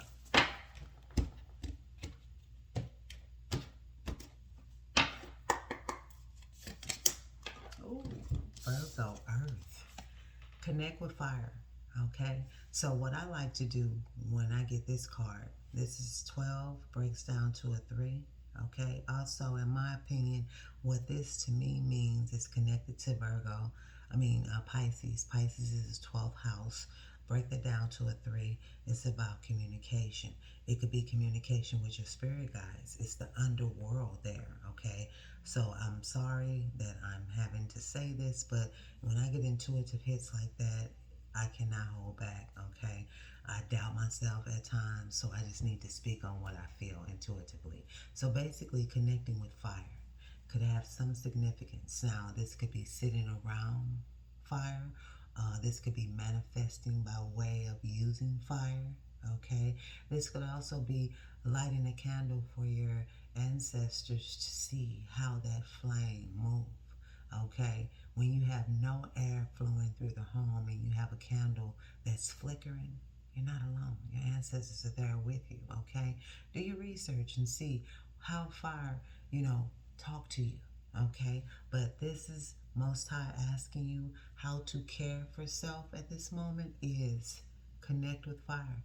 Now, don't burn the house down, okay? But definitely safely connect with fire. It has been a pleasure reading for you, Virgo. Namaste, Ashe. Hello, this is Malik's Mystical Magic on YouTube and Money Making 555 on TikTok. If you will follow me on TikTok, I need 1,000 followers so I can go live. I'm stepping out new into the realm of a lot of mystical stuff. I'm just not a tarot reader. I'm an astrologer and a numerologist. So you're going to get a little bit of, and then I make jewelry, oils, things of that nature. So we'll get to that at a later point. But for now, we're going to do Black Moon astrology cards. And we're talking to the Libras now. Sun, Moon, Rising, Venus, North Node places for Libra. So let's see what Spirit got for you with regards to astrology. Okay, Spirit guides, guardian angels. What are the 3 messages that Libras need to know? This may be for me too, because I'm a Libra sun and a Libra rising, and I have other planets in Libra as well. So with that said, what are the 3 astrological cards that Libra need to know at this moment? Universal energy, ancestors, spirit guides, guardian angels, Most High.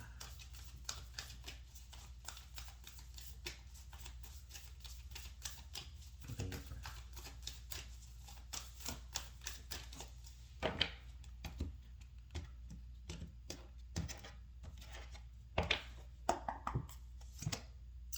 th house, friends. Okay, 35 breaks down to an 8, so there is some infinity or some balance. Okay, might be meeting some friends or need some friends. Oh, and we got a grand trine, which is blessings. This is an aspect in the natal chart that is full of blessings. And then 11th house, which is about friends. And then also the 12th house, which is escape. 36, which is 9, which is that close to endings, which brings beginnings. And then at the bottom of the deck, Jupiter. So abundance. So we got blessings, abundance, friends, and escapism. 12th house is the house of hidden. That's my moon. So I definitely don't let many people around me because I like to sit with self a lot of times when it comes to things that are matters of my feelings and my emotions. I don't show them all the time, but nonetheless, this is about Libras. Okay, I am a Libra, so I'm sorry I'm feeling a little bit of this already. So nonetheless, we're gonna get into 11th house. Okay, so 11th house is about friendships, friends of all kinds, allies and alliances, social contracts, organizations and clubs, gatherings, dreams, hopes, aspirations, destiny, compassionate acceptance. Okay, the place where we discover we are not alone, being different, individual, one of a kind. Okay, foreigners, other cultures, and people with different ethnicity or backgrounds, tribal connections, suffering from rejection or banishment from the tribe, traveling to foreign lands, entering a new field, misfits, artists, stepchildren, children who are also our friends, technology, connecting through electronics, going with the flow, trusting in the flow as well as in your own wild and unique self. Now, this is about Three of Cups. This is about um, that that shared joy, okay, having fun, being with others of like-minded energies, okay. Three of Cups. So it's sources of help, alliances, groups, friends, the black sheep of the family, goals, hopes, wishes, and dreams. Now, I just tapped into energy of Aquarius because Aquarius, that's their 11th house, okay. And when you look at Aquarius, it's network, audience, community, the people, aspirations, good spirits, friends, okay. It's your elders, your mentors, your hopes, your dreams, okay, your friends, your peers, your direction with others. Now let's talk about this grand trine, which is about blessings, okay, which 46 breaks down to a 10. So maybe it's time. You've been through a rough time. Maybe it's time for some blessings, okay? So let's see here, Libra. This is being gifted, being blessed, creature comforts, good luck, but with no guarantee of success, receiving gifts, winning, having faith. But didn't we just talk about the faith? Okay, the hopes, dreams, aspirations.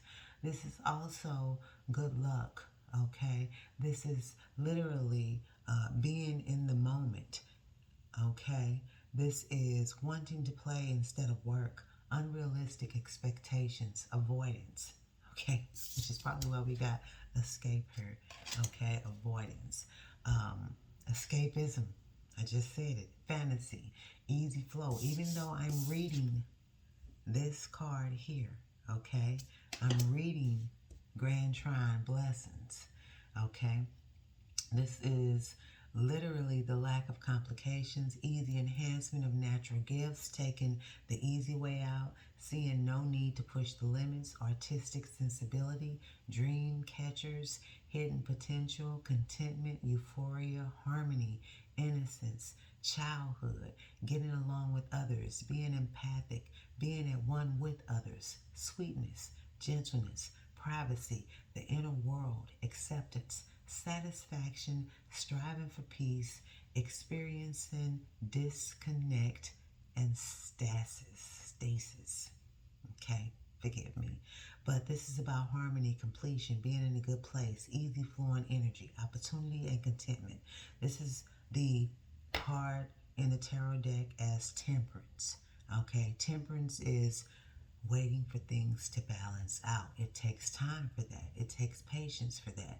Waiting on your feminine and your masculine energies to be in alignment, okay?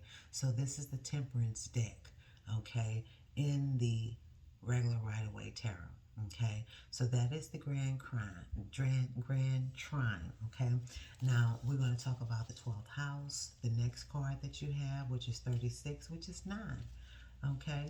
So let's go to the 12th house. Now, the 12th house is a very unique house, auspicious house. Dissolving of boundaries, the lack of definition, being under the influence of something or someone, being a victim, seeing friends as enemies and enemies as friends, not having a clear sense of things, being lost in the fog and mist, glamour, falling under a spell, sleight of hand, being led, mermaids, ocean life, beaches, leaks, cancellations due to wet weather, hospitals, the end of life, shut-ins, psychiatric issues, being charged but not guilty, prisons, criminals, con artists, bringing bad luck on yourself, karma, fate, poetry, music, showing kindness, compassion, being converted to a religion, okay, hopefully not a cult, the call to spirit, saintliness, hypnosis, mediumship, clairaudience, spirits, intoxications, old wounds, the valley of miseries, the answers to love. So this is about the 4 of Cups. Okay, a sense of apathy, boredom, okay, not wanting what Most High is giving you. It's right in your face. Okay, so this is that in the tarot deck represents the Four of Cups, but not only that, this is Pisces energy. This is Pisces house. Pisces is the 12th house. Okay, and Pisces literally is about I believe. You got to be able to believe. Come out of your comfort zone. Okay, don't escape. Okay, you have friends that are going to bring blessings to you, but you need not escape. And you have Jupiter here that's going to bring literally a sense of abundance your way, okay? And at the bottom of that deck is that something you desire. And since we're talking about Libra, there are elements you may need to communicate what it is that you need with your friends to get these blessings, okay? And do not escape. Do not escape, okay? So that is the message that I have for you with regards to the astrological cards. Now, Spirit Guide, Guardian Angels, Ancestors. Let me pull a self-love card for our Libras. What is it that Spirit wants them to know right now with regards to how to self-care? One card, Spirit. Thank you. Libras, what is it they need to know? Libras.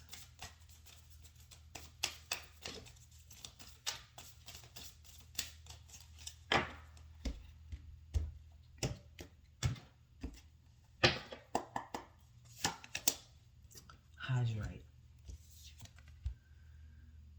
Hydrate yourself. Drink plenty of water. The 12th house is watery, okay? Literally, it is water in the 12th house, okay? With this Jupiter, Sagittarius, fire energy here, with this fire element of what you desire, okay? Definitely, 12th house is the escape. That's the place where you can actually drown yourself into toxic behaviors that are not good for you, okay? But let your friends help you. There's some blessings coming your way. Don't run from it. So keep yourself hydrated, okay? Liquid right now is important to you. Hydrate yourself, okay? And talk to your water, okay? Do you know you can train your water? All you got to do is manifest. Talk to your water before you drink it. Y'all, I'm sorry. You know, it's so much ways to manifest that I take advantage of, that this here right now, for me as a Libra, I can already see what Spirit is telling me that I need to do. Anyway, thank you so much, Libras. I hope this resonates for you. Namaste and Ashe. Okay. Hello, this message is for Scorpios. This is Malik's Mystical Magic on YouTube and Moneymaking 555 on TikTok.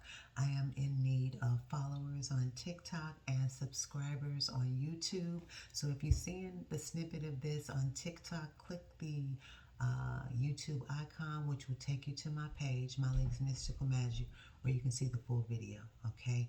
Without further ado, let's get into 3 Black Moon astrology cards for you, Scorpio, and 1 self-love, self-care oracle message that Spirit wants you to know at this time. So let's go. Okay, Scorpio. Spirit guides, guardian angels, ancestors. What is Scorpio? Look at your, I'm sorry, I messed up.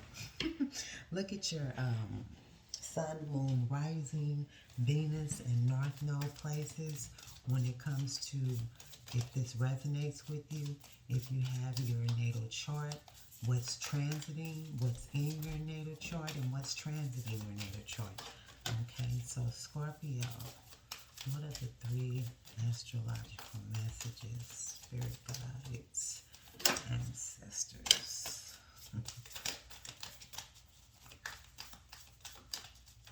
Universal energies. Oh my God.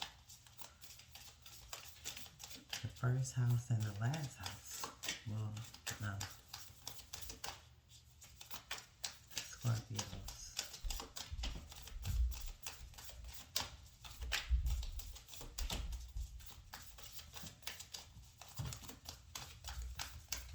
You know what? I'm going to put this these back in here, but I want to show you what they are. If they come back out, they meant Aries, which is I am. That is the first house. Mars is their ruling planet. Also, Mars used to rule Scorpio. Okay, and then also 12th house. That is escape. So we'll put them back in here, and if they come out, they meant. Okay, Scorpio. Spirit guides, guardian angels. What is it that Scorpios need to know at this time with regards to Black Moon astrology? Scorpio. Oh, Pisces, I believe. Scorpio.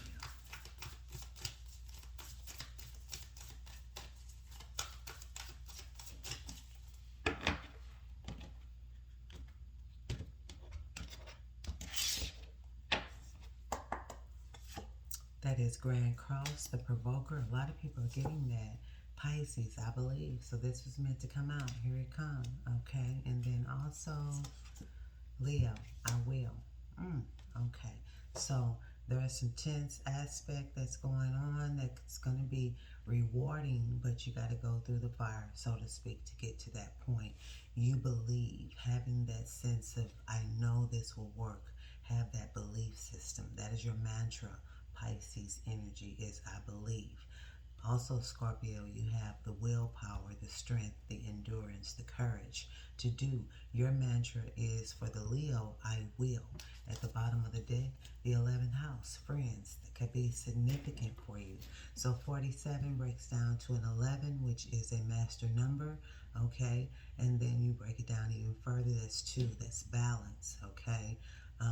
24, that breaks down to a 6, which is also a sense of forward movement, success, okay? And then 17, which is the Leo number, that breaks down to an 8, the sign of infinity or abundance or balance, okay? And then we have 35 for the 11th house at the bottom of the deck. For friends, that breaks down to 8, which is about the sign of infinity, abundance, okay, balance. So without further ado, we're going to get into a few of the topics of the Grand Cross, which is the Provoker, okay, and literally this has already hit a few signs. So Scorpio, for you, this is about frustrations, being overwhelmed by the reality of situations, balancing things out, analysis paralysis, unreadiness to move or act, the mulling over matters, building a foundation, keeping an eye on the prize, identity crisis, focusing on self, self-worth, initiation, needing to act, poverty, the need to scavenge, hard luck, not being given a break, direction, focus, earning trust, implementing change, the need to be more flexible, encountering resistance, time for healing, time for reasoning, feeling hurt, victimization, Pisces, okay, and that's just the energy there that I'm feeling, and feeling misunderstood, having a realistic look at the future and going through motions, and unfavorable time to act on impulse. So this is 9 of Wands. So this is tense. Even though it's tense and you may want to give up, don't give up. The 9 of Wands saying persevere, keep going. You're at the end. 10s are endings that bring beginnings. So keep pushing. It's persevering. It's putting up boundaries. Don't do that because you want to achieve what it is that you believe. You have the willpower to do it with this Leo energy out here. And friends, your beliefs, your wishes, your dreams, okay, the direction in life, that's the 11th house. And so friends may be of significance with you, for you at this time, okay? So this is about pressure, discipline, frustration, growth, defensiveness, competition, and victory, okay? So that's the first card. Then the second card is Pisces, which is I believe, okay? And that basically is about dreams, vision, surrender, paranoia, confusion, a sense of being erased or having fragile boundaries, sensitivity, compassion, serving others, linking up with the collective, friends, okay, wanting to merge, knowing all but having trouble sorting it out, trouble getting on track, floating and feeling adrift, the sleaze factor, self undoing, getting caught up in the wrong crowd, being caught in a snare, seeing enemies as friends or friends as enemies, sensing much except for really bad stuff obvious to others, being gullible, lacking critical thought, joining the crowd when it's not a good idea, seeing the best then turning cynical, candles, perfumes, and intoxicating smells, oils, art, painting, music, poetry, the voice of the universal consciousness, the spirit world, speaking to the dead, being sucked in by odd religions or beliefs, interest in God or spirituality of all kinds, toxins, drugs, allergic responses. This is significant to the tarot card of the Hanging Man, which is a moment to sit in silence, stop, and see things from a different perspective, okay, so that you could be clear, okay, and it could change your mindset on what it is that you know you need to do. You will do it because you have the Leo out here, the strength out here, so you have the confidence, the endurance to do it, okay. The Nine of Wands is saying keep going, don't give up, persevere. You may be confused, there may be some illusions, some confusions, some doubt, self-doubt that you're giving yourself. But 12th house energy is literally about your psyche, your intuition, your mental health, your unconscious to conscious awareness, divine awareness, self-awareness, okay? Literally, it's hidden enemies, imprisonment, retreat. It's the mental health house, which also affects the opposite of Pisces, which is Virgo, which is the physical health. So you want to keep that in balance, okay? So now we're going to do the Leo, which is the wheel, breaks down to the 17 breaks down to an 18. So that's abundance, that's balance, okay? That's the need for the willpower, okay? And so that here is about the spirit, the personality, the heart, romance, the start of a romance, fun and crazy romance, romantic desires, flings, passion, the heart of the matter, grandiosity, that which is beautiful and makes a statement, creative invention, a work of art, or being individual, cats, children, lots of noisy children, the classroom, excitement, play and where you go to play, bars, nightclubs, music, concerts, theaters, circuses, parties, campfires, being with people while asserting your own individuality, okay? Wanting to be the center of attention, the stage and screen, public persona, publicity, talent agents, being in the news, the ego, showing dignity, being honorable, problems with the upper spine and neck, heart palpitations, circulation issues, being there for others, breaking the ice, pride without arrogance. So in the tarot deck, this card represents the strength card, which you have the strength, or you need the strength to move forward and have confidence, okay? You will accomplish what you need to accomplish. The individual, creativity, play, children, the stage, standing out, and it's about the heart, okay? So literally, the 11th house is on the bottom of the deck, which literally is about your friends, your peers, your associations, okay? So it's something to do with the 11th house. And when you look at the 11th house, you're looking at your elders, your mentors, your dreams, your hopes, your group associations, your friends, your peers, directions in life, okay? Your audience, your network, your community, your people, good spirit, and your aspirations, your goals. So that is awesome, Scorpio. Now we're going to find out what self-love message that Most High wants you to involve yourself in. This message is for Scorpio, spirit guides, guardian angels. What is the card that Scorpios need to see at this moment? Thank you.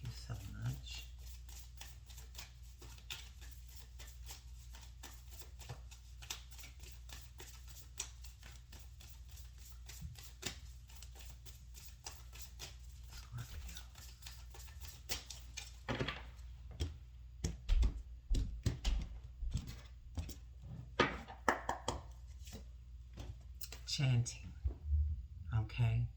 If you go on YouTube, there are so many okay? There are so many chants, okay? I wish I could literally think of the one right now. I can't get to my phone, but chanting can help relieve a lot of this tension that you may be feeling, a lot of this confusion that may occur, okay, in the house of Pisces, the self-doubt, okay, but you believe, okay, so show yourself that compassion and utilize that strength and that willpower, because you will achieve what it is that you believe. Maybe a little tense, but this is saying chanting can also help stabilize the mind, the body, and the soul. So I wish and hope and pray that something out of this for you, Scorpio, resonated. Until next time, namaste and ashe. Hello. This is a message for my Sagittarius, Sun, Moon, Rising, Venus, North Node placements. I am going to pull a 3-card Black Moon Astrology for you, and a self-love oracle message for you from the divine. What is it that Spirit wants you to know right now when it comes to astrology, okay? And so I am Malik's Mystical Magic. I am on YouTube as Malik's Mystical Magic. I am on TikTok as Moneymaking555. The full video probably will not display on TikTok, but if you click the YouTube icon on my page, it'll connect you to the full video on YouTube. If you will, please follow me on TikTok, subscribe to my YouTube channel on YouTube. I need 50 followers, 50 subscribers to go live on YouTube, and 1,000 to go live on TikTok. I'm just getting started. I am a numerologist, an astrologer, and a tarot reader, amongst other spiritual things. Okay, so without further ado, this message is for you, Sagittarius. So wherever you have Sag, whether it's Sun, Moon, Rising, Venus, or North Node places, this is for you. Spirit guides, guardian angels, ancestors, ancient wisdom, archangels, universal energies, ancient wisdom, please show me 3 astrological messages for the sign of Sagittarius. What is it they need to know right now, Spirit? Let's go ahead and choose Sagittarius.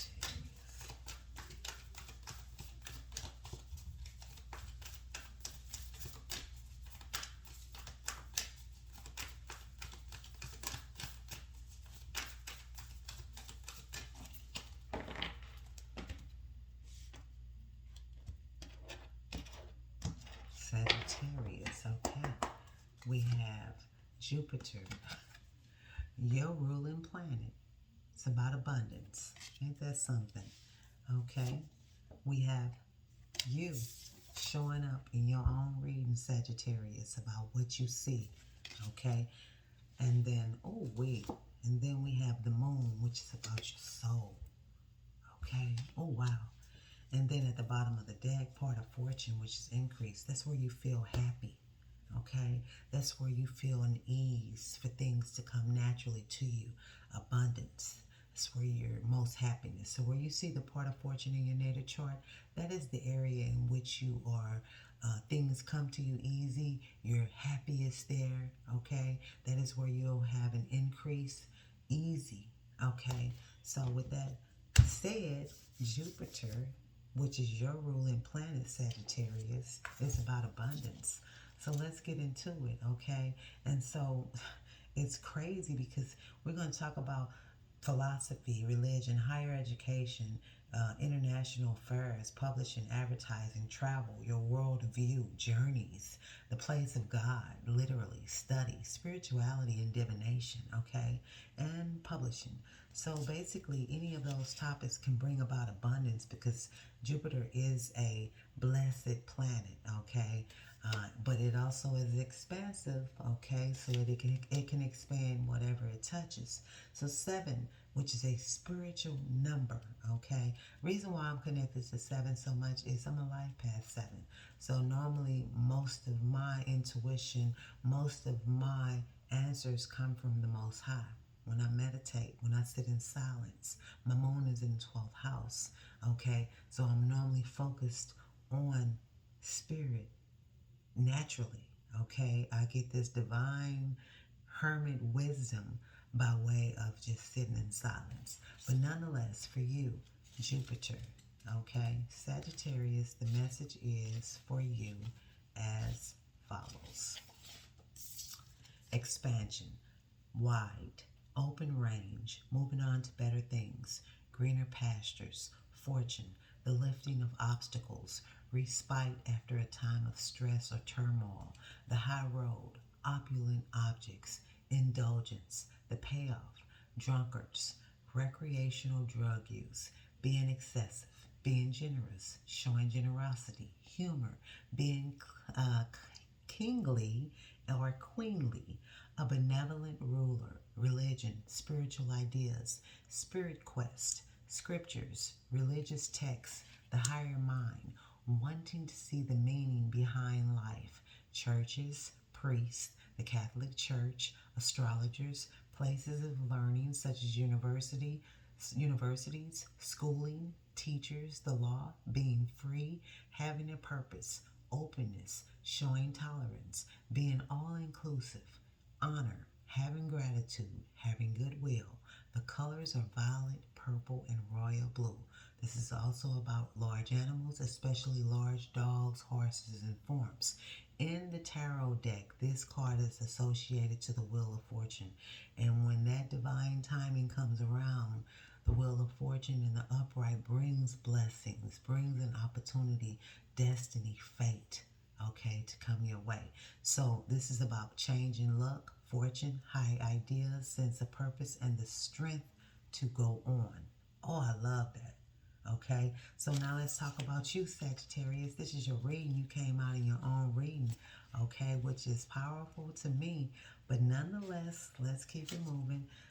Sagittarius, here we have good luck, okay, favorable conditions, being open, broad-minded, going for the truth, being truthful, being frank and honest, being kind and helpful, allowing others to be who they are, seeking answers, becoming curious, psychic fairs, visiting areas of studies, universities, lecture halls, churches, bookstores, courthouses, feeling passionate, going on a big adventure, travel in a southeastern direction, giving others freedom, gathering others together for a good cause, living for the moment, avoiding commitment, clumsy, accident, feeling loose inside the body, wine and beer, campouts, fireplaces, horses, the kidneys, the buttocks, and upper thighs, gambling places, lottery tickets, panhandlers, the colors violet, magenta, and blue.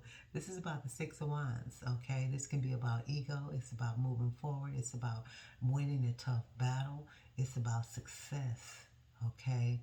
The need to be recognized for the success. It's about freedom, exploration, lucky breaks, religion, travel, philosophy, and honesty.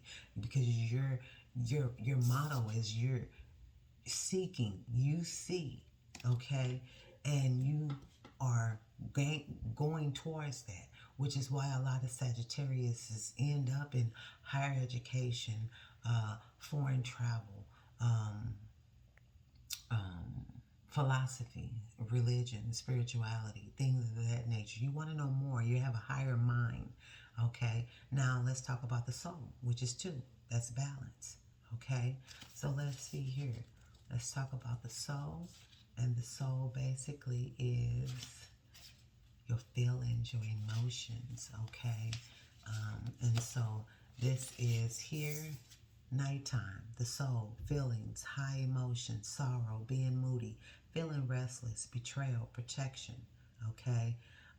The tribe, the family tree, secret affairs, feeling adrift, wandering, never reaching any resolution, things that should have been dealt with years ago, situations where you feel shy or awkward, food, nourishment, fantasy, creative imagination, psychic visions, feeling distracted, clouded thinking, finding closure, movement near or over waters, travels to foreign countries, arenas, crowds, conventions, female issues, women's mysteries, speculations, visions, spirits, ghosts, breasts, the abdomen, dishonesty, being spontaneous, living in the moment, the inner world, the child within, the mother, the grandparents, finding out who you truly are. This is about the high priestess. Okay? This is using your intuition, what you feel deep down in your soul, okay, to get your abundance because you already see it. Okay? You already see it. Port of fortune is increased. You're happy there. It's easy for you. It comes to you. Jupiter is the abundance. Port of fortune is the increase. You see this, Sagittarius. You out here, okay? And then the moon is basically saying, it's the high priestess. It's that inner knowing. It's that being connected like the moon goddess, knowing when the right time to do something. Okay, having that inner knowing. So it's dreams, the soul, the dark night of the soul, memory, the past, wisdom. High priestess also is that deep inner knowledge, okay, that wisdom that one has, shelter and deep love, okay. Very powerful for you, Sagittarius. So you're going to ask Most High what it is you need to do to take care of self right now with regards to self-care, self-love. So guys, please give Sagittarius a message. These cards jumping. Okay, hold on. Sagittarius, what is it they need to know right now? One card, Most High. On self-love. Since this is Cancer season, what is it that Sagittarius needs to know right now? Thank you so much.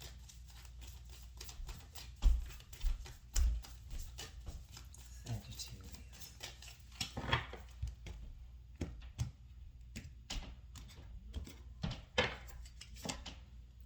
Spending time with animals. Okay. So maybe for you, spending time with animals would help bring this this inner knowledge that you have, this high priestess energy, this feeling, this inner feeling that you have, or let's say this inner knowing, okay? Because Sagittarius will seek to find the truth, okay? Jupiter is going to bless you. Part of fortune is going to bring it an increase to you. So this is a very, in my opinion, a very beautiful energy that you're embarking upon. If this hasn't occurred, it will be occurring.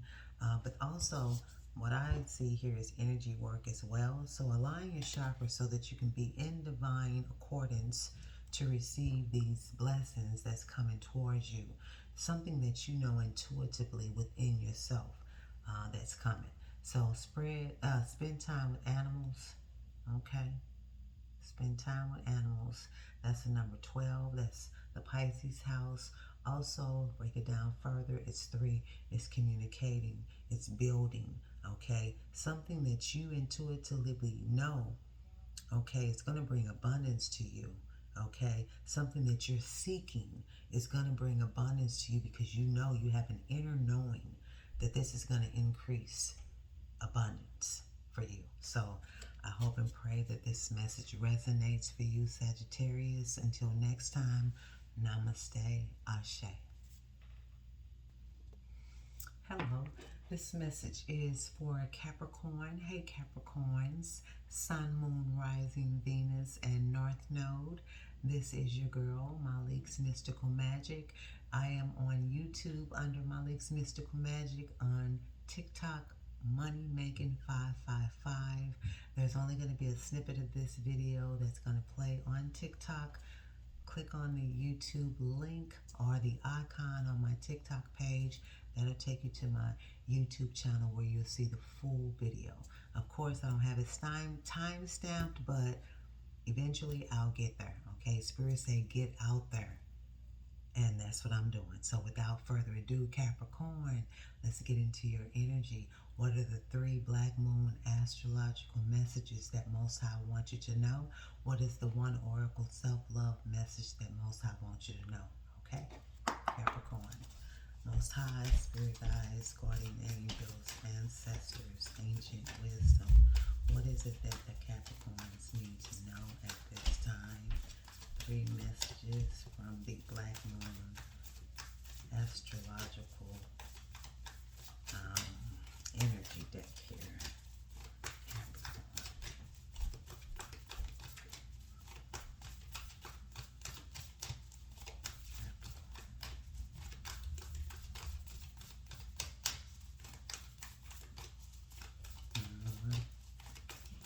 Capricorn.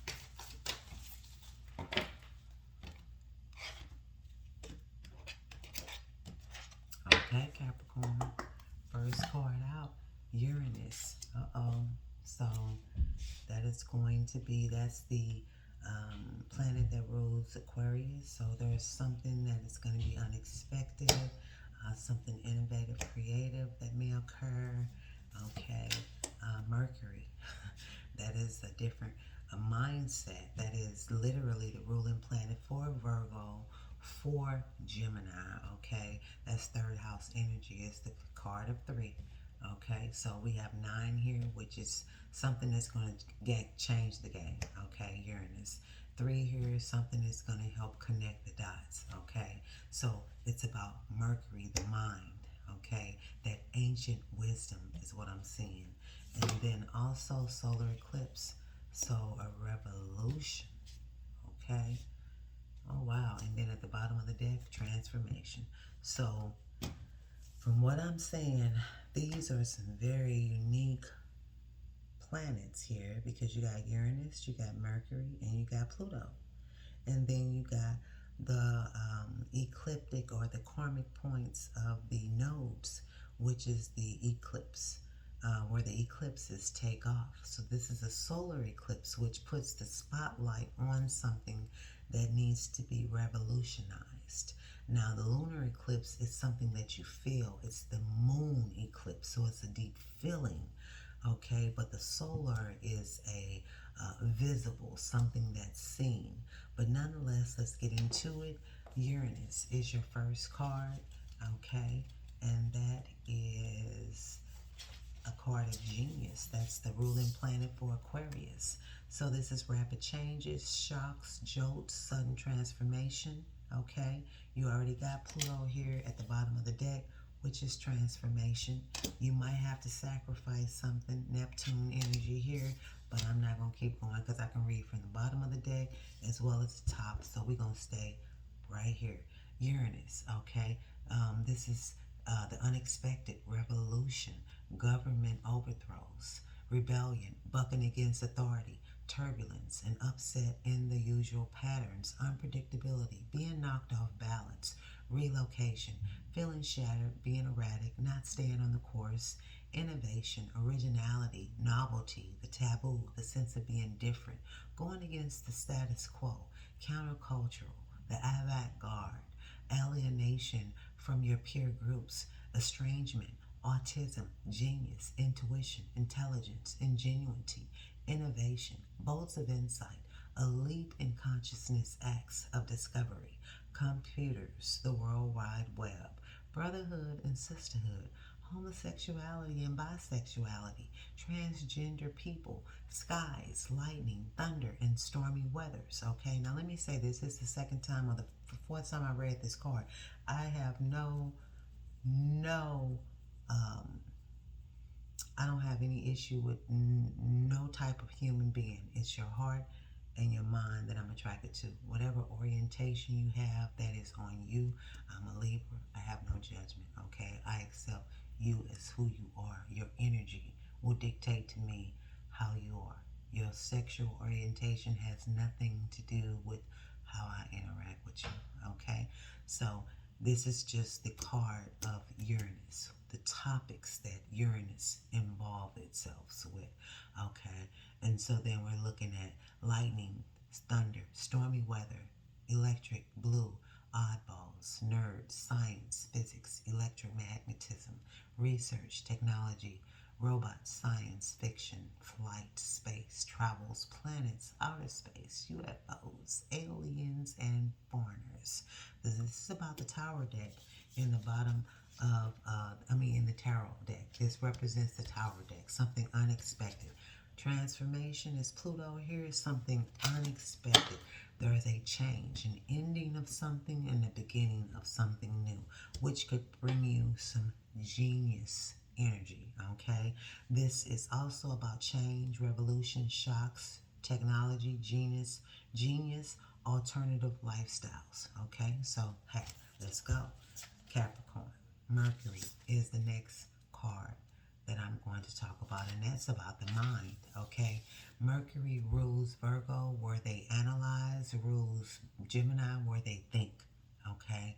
So Mercury rules two zodiacs. So Mercury is about writing words, being good with words and numbers, counting the number 7, books, okay?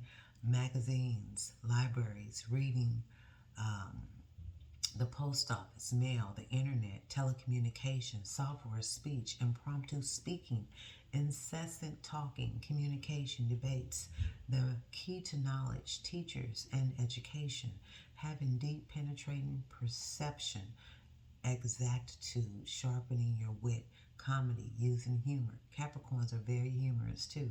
Maps and following maps, vehicles, roads, stand in motion, speed, swiftness, siblings, youth, and appearing youthful, eyes, fingers, the brain and the voice box, merchants, and anything that can be sold, being versatile, being adaptable, okay?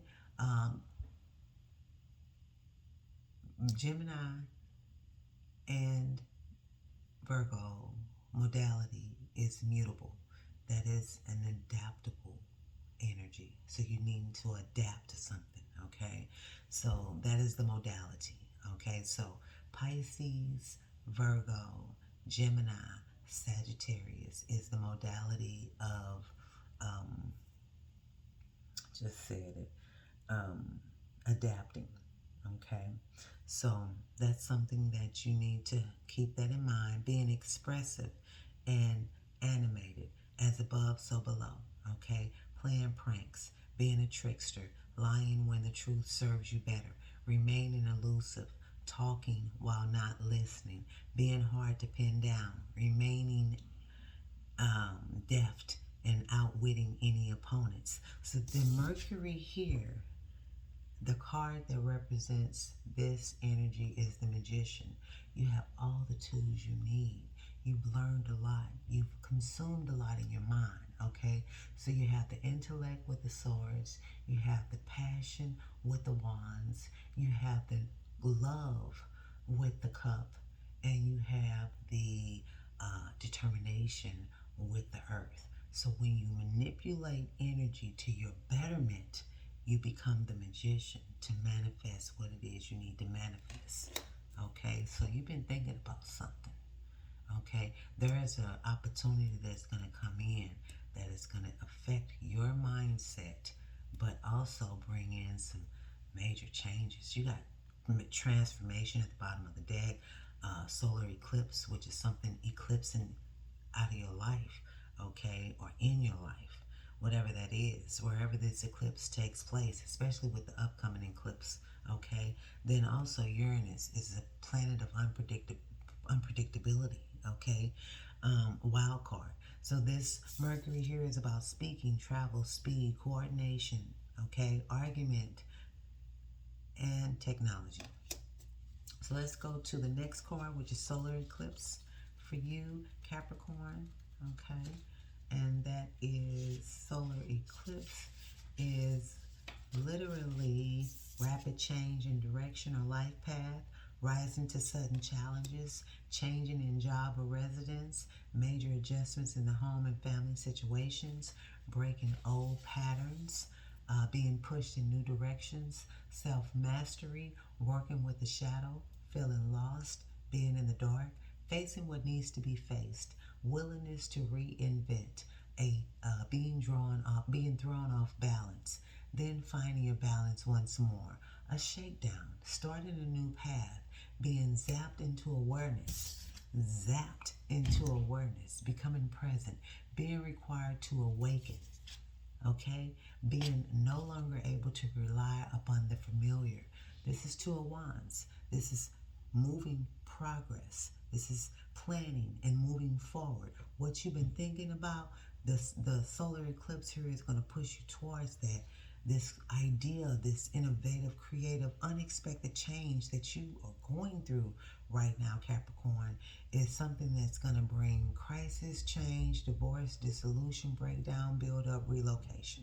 That's the energy of the cards, okay? And transformation is the breakdown. That's Pluto is like TNT for the psyche. So there is going to come about a transformation. What was will no longer be, okay? Uranus is about change. Eclipse is about taking you headed towards another direction, something eclipsing out of your life that doesn't serve you, your highest purpose. So with that said, Spirit guides, guardian angels, what is the self-love message for Capricorn at this time?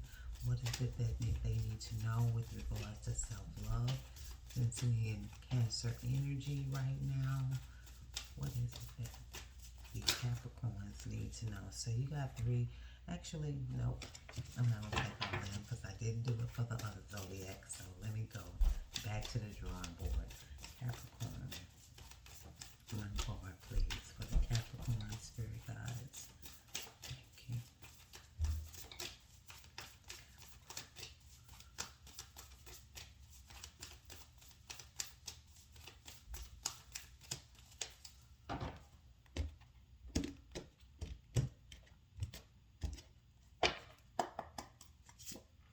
Connecting with Earth. As an Earth sign, 13 breaks down to 4, so ground yourself, be stable. With all of this energy here, Pluto, which is TNT for the psyche, Uranus, which rules the crown chakra, Mercury, which is the mind, okay?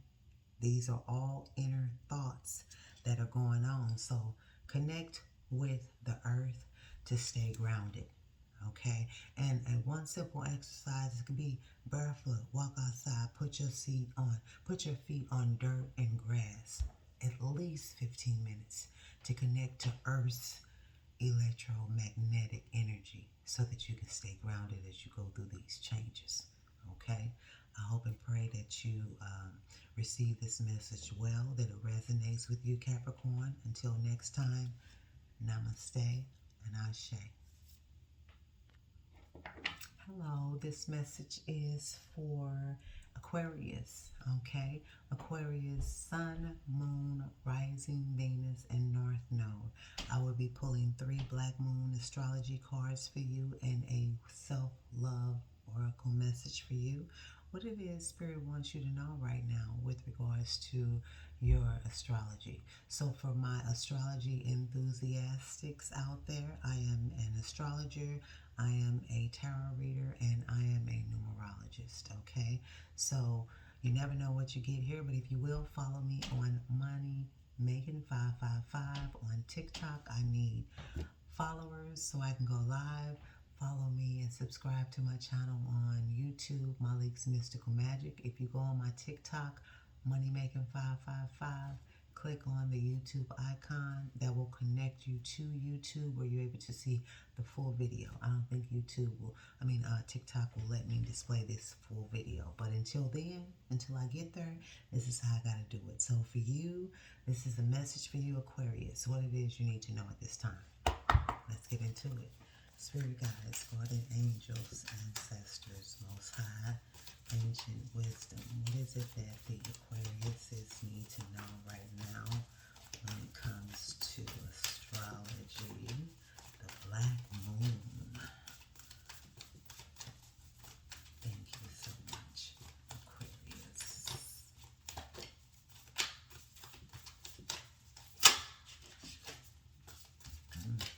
Just curious. That's Saturn return. Maybe somebody's going through their Saturn return, which is the between 29 and 31 for the first one, or the first one. Second one is around 56, 58, or 59. But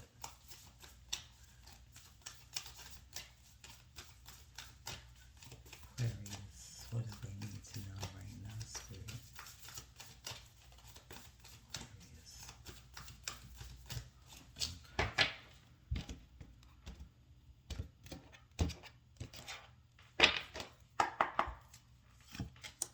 Okay, Cancer, I feel.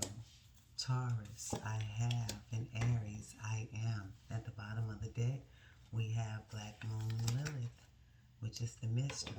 Okay, so with that said, let's get into Cancer. It's Cancer season, Aquarius. So let's see. 16, the card breaks down to 7, which is a very spiritual number. 14, I have, what is it that you need to change? Okay, and then 13 breaks down to a 4, which is about stability and protection. I am. Okay, so let's see here. Cancer, I feel.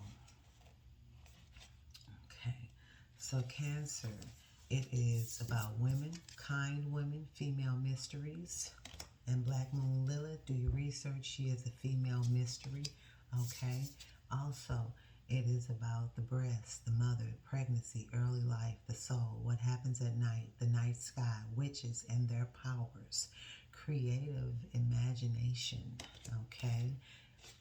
Being drawn in by illusion and fantasy, what is hidden, being withdrawn, introversion, seclusion, wanting to hide away, loneliness, secret love affairs, culinary arts, nourishment, importance of food and diet, the digestive system, stomach issues, immediate family, the family tree, the tribe you belong to, the past, the history, and all it evokes. Buying or selling antiques, taking an old-fashioned view, guilt, remorse, looking back instead of forward, issues with trust, moods, being overly sensitive, drowning in emotions, looking to save or be saved, ruminating over problems while not moving forward, doing the right thing, having compassion, sympathy, and support. So literally in the tarot deck, this card represents the moon, the intuition, okay, the feeling, okay, the need. Give me a second here while I get my charger. I'll be right back. Okay, Aquarius? Okay, I'm back. I'm sorry, Aquarius.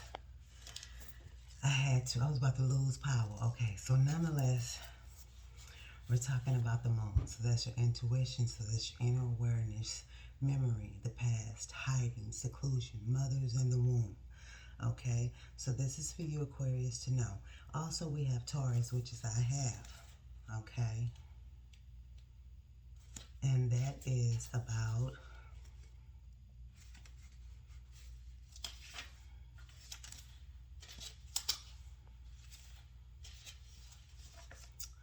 what you own, what you are working to own, banks, bank accounts, investments, money in hand and cash flow, credit, loans, accounting, stocks, real estate, sentimentality, elegance, ballet, singers and singing, paintings in the art galleries, being stubborn, sticking with things, never backing down, appreciating what is material or practical, love of possessions, being skeptical, bullishness, sarcasm, not seeing the value in the non-material, wanting to parent others, having to wait and be patient, procrastination, independence, doing things on your own, being honorable and responsible, being reliable, being tough-minded yet compassionate, being placid. The colors are brown, green, and orange. Fairies, elemental spirits, forms and formers, being greedy, luxuries, comfort foods, seeking pleasure. This card here represents the Hierophant in the tarot deck, so your belief systems, your standards, okay, what you're learning, okay? And so this is about comfort, nurturing, steadfast, materialism, money, and what is owned. Now you also got the Aries card, which is I am, okay? And literally, that is this here. Is acting without thinking, assuming the role of the leader, demanding to be the most important one, not wanting to be wrong, being rash, being in a rush, being provoked or tested, facing challenges that stir you into action, bumping your head, having headaches, sporting, athletics, team players, being number one in the game, seeing everything as a competition, wanting to prove you're the best, coming out on top, winning, taking chances with good results, being arrogant, losing your temper, combat, weapons, fights, troublesome, people, dealing with insults from insensitive people, purchasing fast, big, or loud items. The colors are red, orange, and bright blue. Thunder and lightning, sudden storms, trips into the mountains, exploring uncharted territories, the vastness of nature, a love of large or strong animals.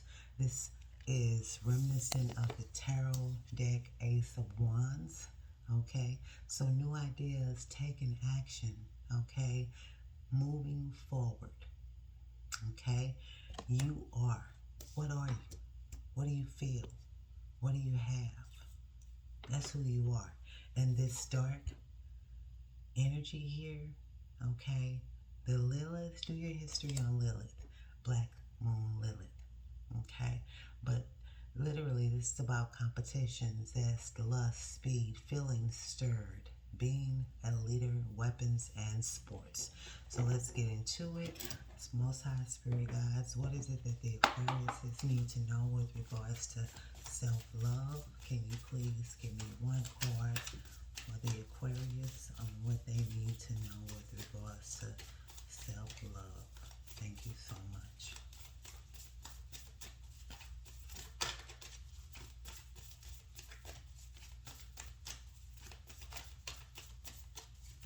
Aquarius.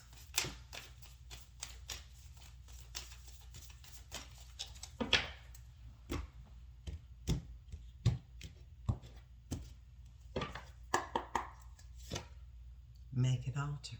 Okay, Aquarius? Make an altar. Connect with your spirit guides, your ancestors, your guardian angels. Okay, the divine, the source. Show Most High how you appreciate what you have. Okay?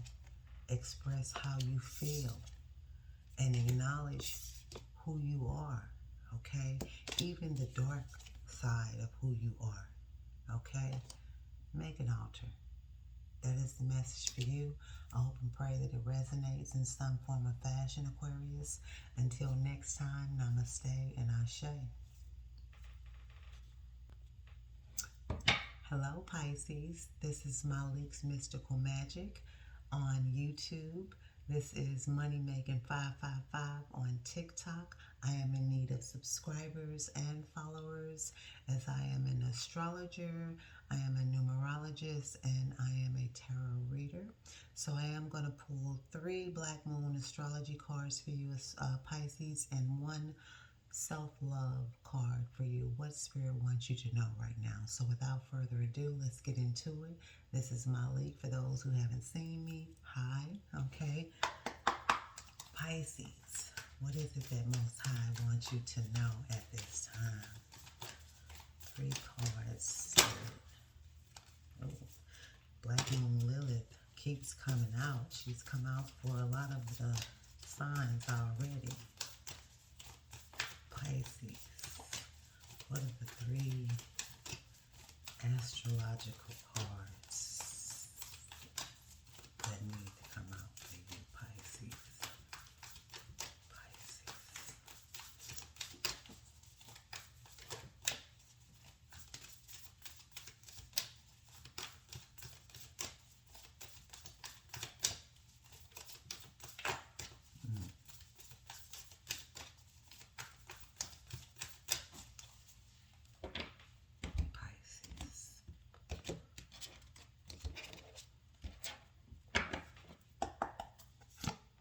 First house, the body.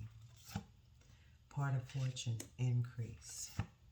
Void of moon, Void of course moon, which is something is missing. And at the bottom of the deck, I am. Okay. Which the first house is Aries house. Okay. It is about the body. Aries is here. Okay. So there's something of significance that could be playing out in your natal chart with regards to an increase, taking action on something that's going to bring you an increase. So timing may not be right now because the void of course moon is here. So there's a delay that potentially could be going, but eventually you'll be taking the lead. The Ace of Wands energy will be here to assist you in a new beginning or a new venture. So let's get started, okay? First house.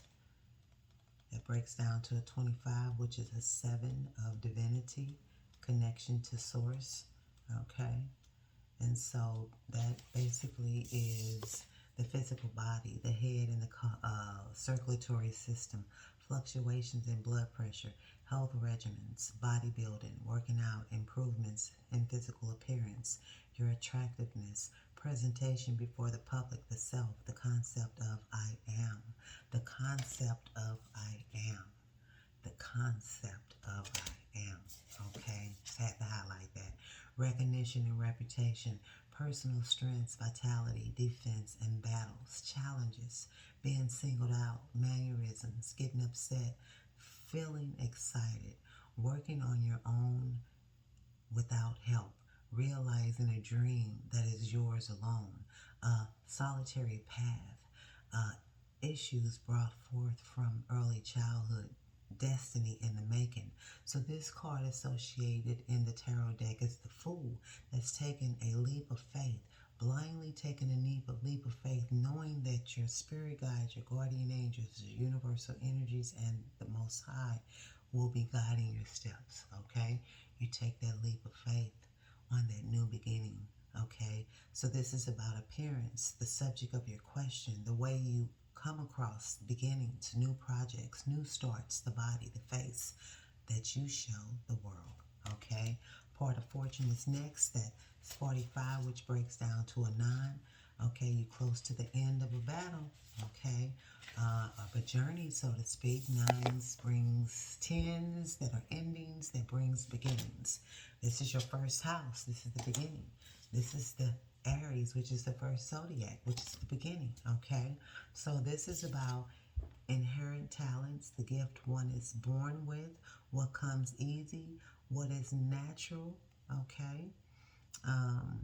Instincts, perception, desire, success, gains, where one has good fortune, happiness, increase in wealth, creativity, what flows in easily, having your needs provided for, encountering success, increase, generosity, openness, public recognition, acclaim, good health, being virtuous, habits, patterns, sensation, a sense of belonging, a gifts of childhood, family issues, cycles, finding balance, anxiety, fear of failure, taking on more than you can handle, repairing what needs to be fixed, working off the grid, being responsible solely for your own victory. This is like the 10 of Pentacles, okay? So that's putting that energy in, okay? Taking that action towards that long-term abundance right here, okay? When you are lucky, this is the energy that you embody. Fortune, karmic triggers, destiny, fate, okay? 10 of Pentacles, long-term growth, okay? Long-term success, an increase of mind, body, and soul, okay?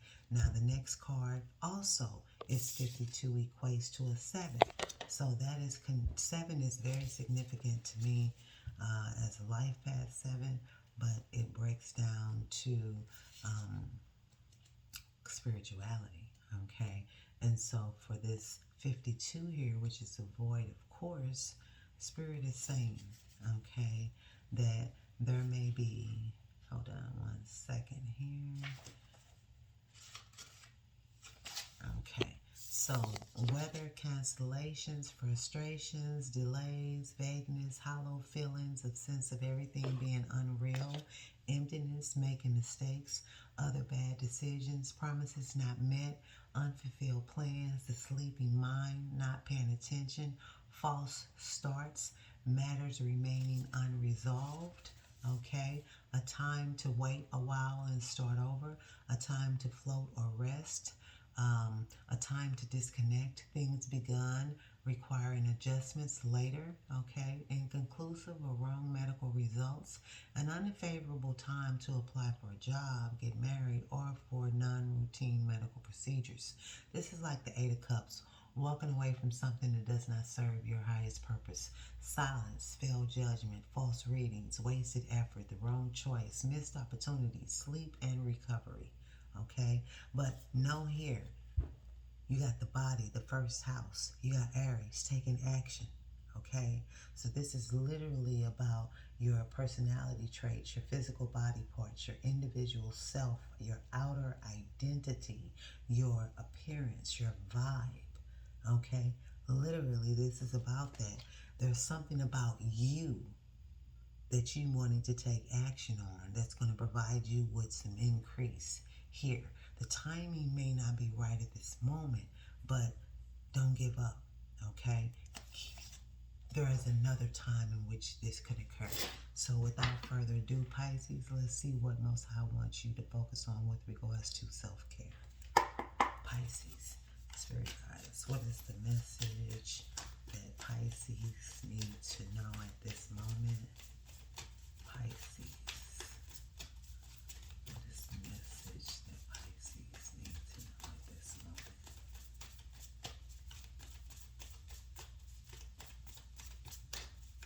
Pisces. No, too many. I have to sometimes my own intuition. And the intuition card fell out, okay? Which is funny. Pisces, Spirit got one message. Now, if 2 or 3 fell out, then maybe. But I think that was about 6. So, let's say if 2 or 3 fell out, I'll read them. So, here we go. Positive affirmations. Okay, Pisces? So, we do know Pisces can be a little confused. That's water. You know what I'm saying? That's the 12th house that their zodiac is in. So, definitely affirmations such as I love myself, I'm brave, I'm beautiful. Okay, I choose love, I'm worthy, I'm grateful, I'm healthy, and I'm happy. Okay, so definitely, this is definitely about positive affirmations. And if you have to write them down, put them on your mirror in your bathroom, your mirror in your bedroom, so that you can always see them. So you know, okay, you are these positive affirmations, which is going to help you increase what it is that you know that you intuitively need to go and act upon, okay? Who you are. Sound healing. Pisces definitely can resonate with music, okay? So maybe you can heal via sound healing. YouTube has a plethora of healing sounds. The sound bowl, okay? HZs of different frequencies. Definitely tap into sound healing because that is very important for you. And connect with your womb. For these females out here, connect with your womb. That's that Black Moon Lilith energy right there. Connect with your womb, okay? And take care of your body. That's self-love. Be careful what you allow into your womb, okay? Definitely. Energy is very fluid, and whatever you allow into your womb could stick with you for a long time. So protect your womb. That is your sacred space and place. Okay, so I hope and pray that all of this resonates to you, Pisces. Without further ado, until next time, namaste and ashe. Peace.